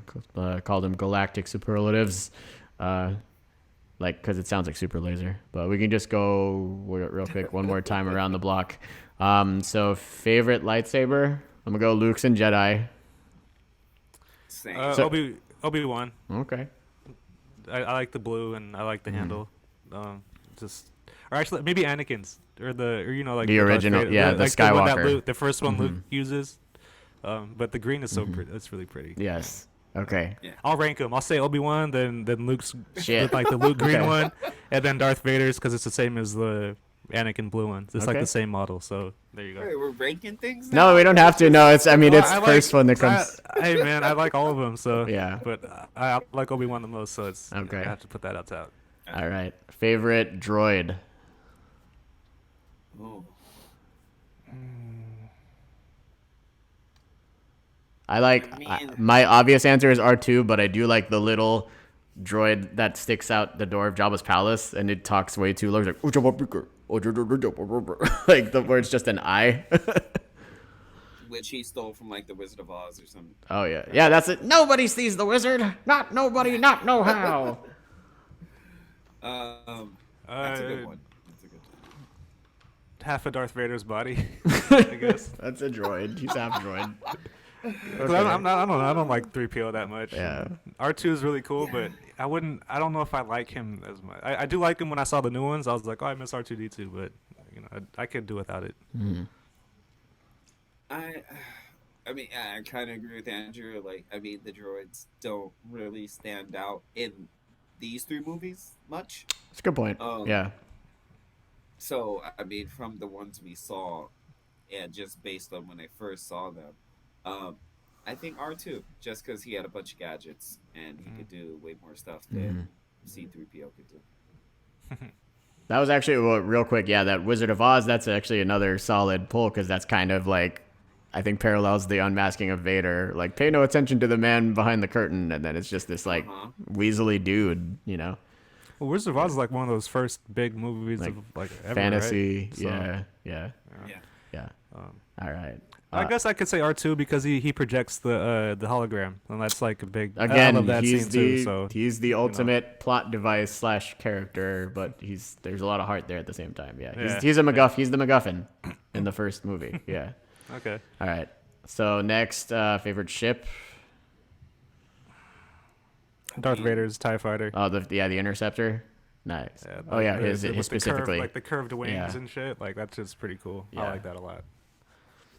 I'm gonna go with actually this. It's a tie between the Falcon and the Snowspeeders, for me. They look like the Star Trek like logo badge thing, like the snow speeders. It reminds me of that Star Trek logo on their shirts. I don't know why. I'm gonna go with the speeders and Jedi. Oh, nice. Yeah, speeder bikes, of course. Shit. They just, I would always want to ride one of those if I Yeah. could. So. These go off. All right. Favorite planet / location, city, whatever the fuck, setting. Good. Throne room. Emperor's Throne Room. Okay. Yeah. Ooh. If we're gonna do setting, but planet's a little different. Yeah. Yeah, if you're The doing setting or the settings, throne then Like Well, either and both. Yeah. Throne room or Either the second half of the lightsaber fight where they're on like where like when he falls off the pit. Oh yeah, just right there. That Like just yeah, that open catwalk. ass space. Yeah, that's pretty cool. coolest set to me is definitely the The carbonite chamber. Oh fuck yeah, that's mine. Yeah. That's mine. I couldn't Yeah. quite tell, but yeah, that'll do it for me. For the sure. color scheme that's in there. Was The just blacks, amazing. the black, blue, and orange. It's just Uh-huh. so moody. Yeah. And then yeah. when they start the fight in there with the lightsaber colors, like it's just a really cool scene. I think it's on the cover of the actual movie. Like Yeah, that, you might that be- Yeah. shot from that. Yeah. The shot from that scene. Yeah. Yes. What looks like. You know. Yes. Vader's like coming down. All right. Which so- has also changed a million times. yes. Yeah. All right, two more. If you guys have one, what's your favorite like stormtrooper style, like the uniforms? I'm gonna go with the scout trooper. That's for me. I don't know. I always like their Is that like the one on it? Is that the the one on Endor. Endor? Yeah, because their helmets. I like their boxier helmets. I mean, I like the Imperial Guards. I just like the getup for those. Yeah. I'll go with that. You know, I'm Or the I pilots, that Oh, run with Vader. the black stormtrooper Yeah, pilots. oh Yeah, yeah, those. Oh yeah, because they have the tubes. yeah. Yeah, that's cool too. Little gas man, mask bomb action. yeah, I mean Andrew, that's a good one. The Tie Fighter pilots. Um, but I think I gotta go OG and just the original stormtrooper outfits because Hmm. that's just what we Yeah, see and that's just how you it's look. hard to argue that It's one. yeah, you can't really Yeah. top that very much. All right. Favorite force power. So again, just limited to what we got in these three movies. Or if you could only choose one force power, what would you use? If that's how you want to go about it. It's a really good question. It's a tie between like the telekinetic power, then also just like if I could just be like, "Hey, Michael," in my head, you'd hear me. Like that'd be Oh, just Oh, okay. So just the telepathy. Okay. yeah. But I think So those you are two could just different so you can just instead of texting me these fucking deep cut references, you can just like Right, I'd be like transmit the- it, and I can hear your voice. I'd be the worst. You'd have to telepathically block me. I would. I mean, yeah, I would have to. I'd have to use the force to like do not disturb. So I'm Yes. like, while I'm trying to work, you're like needle dick or something like that or whatever it Yeah. is. Like H2O. Yeah. exactly. Yeah, I think. I mean, I the would, mind trick would be pretty useful. Mhm. It'd be really great here in America because hella people be weak minded. So Yeah. You will wear a mask. yeah, I mean that part right there. yeah, you will stand 6 feet away I from me. I think for me, I mean I kind of feel like I have friends already who we can talk to each other and without having to say anything mentally. Um, so that's already a given. But I mean, it's obvious the force choke, man. Like how many people, and you guys know me, how many people I would just walk around force choking left and right because just the stupid. I So know. Dude, you'd be force choking dogs and shit. They get that dog away from me. We're you know what? You know what we should do? We should reach out to Killian's dad, see if he still works at ILM, see if he can just work some magic real quick and just superimpose Seville's head onto the hallway scene from Rogue One, where Oh my God. Vader's just wrecking shop. wait, and then I got a bunch of heads you could put on the people that he destroys throughout that Oh my! scene. Exactly. That'll be our ultimate. That'll be our ultimate present to you one of these years. You know what? I mean, if I had that power, I probably wouldn't have a job right now. I can tell you that because You wouldn't need a job. Right? I mean, well, yeah, there'd be probably a whole place that'd be just gone, just dead, choked bodies. Yeah, down the hallway. you would just be marching in like with the clone troopers and fucking mowing down younglings. Mr. Seville, there are too many of them. What are we going to do? Force choke that bitch. No, yeah, I would have too much fun with that power. All right. Force choke. Okay, that was fun shit. I'm really glad we ended on that one. Is there a unanimous here that like, is it Han Solo that does it for us? Oh, well, Vader for you, obviously, but is Han Solo like your second runner-up, Seville? Not even close. No? I was never a fan of Han Oh, Solo. for real? Oh, shit. Yeah, I was very against the Han Solo movie. Okay, Um, okay. with his dad. So yeah, I felt like just real quick, there who's were our other favorite? Who's our characters. favorite character in this whole trilogy for us? Or well, who's your runner-up? Obviously, because I know you have Vader already. Ooh, runner up. Okay, let me think about that. You know who my runner up would be? Would probably be Lando. Okay. Because he's a character that, again, like Boba Fett, I wish we got more screen time of. Mm-hmm. Like, I feel like we get, a substantial amount in Empire, but for Jedi, Mm-hmm. I mean, all his scenes were in the damn cockpit. So, I mean, that wasn't really much of a acting job. Yeah, I You know. know, You feel like he cut I that all love, together in like 2 hours, probably. Yeah. Yeah. I would have loved to see him more action and with a blaster and mowing down stormtroopers or something like Or that. just flirting with people. That like, but I mean, to me, that he was a really cool character that came in, and you didn't know if you should trust him or not, and then you realized you could, but even still, a part of you was like, do we trust him? Yeah, so um, yeah, I would say Lando would be the Mm. next one down. Okay, Andrew. Favorite character? Fuck, man. It's really hard because I do like Darth Vader a lot. Um, I think I like him and Luke kind of equally Mm, as my hmm. favorite characters from the movies, but I don't know. I do enjoy Chewbacca a lot, but he's just not very present. As like I mean, like his role in the movie isn't like the most spotlight given, but I do like his scenes and that's what he's about. Yeah, Um, you know, for sure. but yeah, I do like Chewbacca a lot. Yoda, So like yeah, those kinds of Yoda. Yeah, characters. Yoda for sure. I would. Yoda is definitely up there for Obi me. Obi-Wan maybe, Hmm. but yeah, it's kind of like a four-way. Like I like all of them kind of the Hmm. same. They make the movie. Hmm. Yeah, So I, I think. Mhm. Chewie is a good choice. I do agree. That's a good point. Yeah, I think for me, like again, it's like for me, it's like Han and Luke are pretty damn close. But I would say just now that I think on this upon this rewatch, like I think Luke definitely edges out because I think just seeing like he's kind of a fuck up and he's kind of impulsive. He's like he's just but he's doing his best. He wants to do the right thing, but he's kind of in over his head. And but just seeing, like, and then as he gains more skill, not just skill and power, but more information of who he is and where he comes from.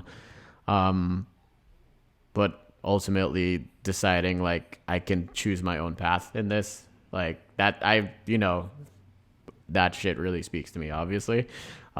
So yeah, I think that'll do it for me. And otherwise, I think Chewie goes up there. So that's me. Shit, we did it, and it was about just about as long as one of the actual movies, if not. yes, So that's how you do Seriously. it. That's how you gotta fly. Well, thank you guys so much for listening. Feel free to check us out on Instagram and Twitter. The link tree's there on the. I guess we'll put our link tree on YouTube as well. But it's on all the socials. Y'all have happy holidays. Stay safe, and may the force be with you. And we're too old for this shit. Yeah. Put a mask on. Like a Vader mask, especially. Yeah, and I got one too. I know. Okay. oh nice. Bye bye.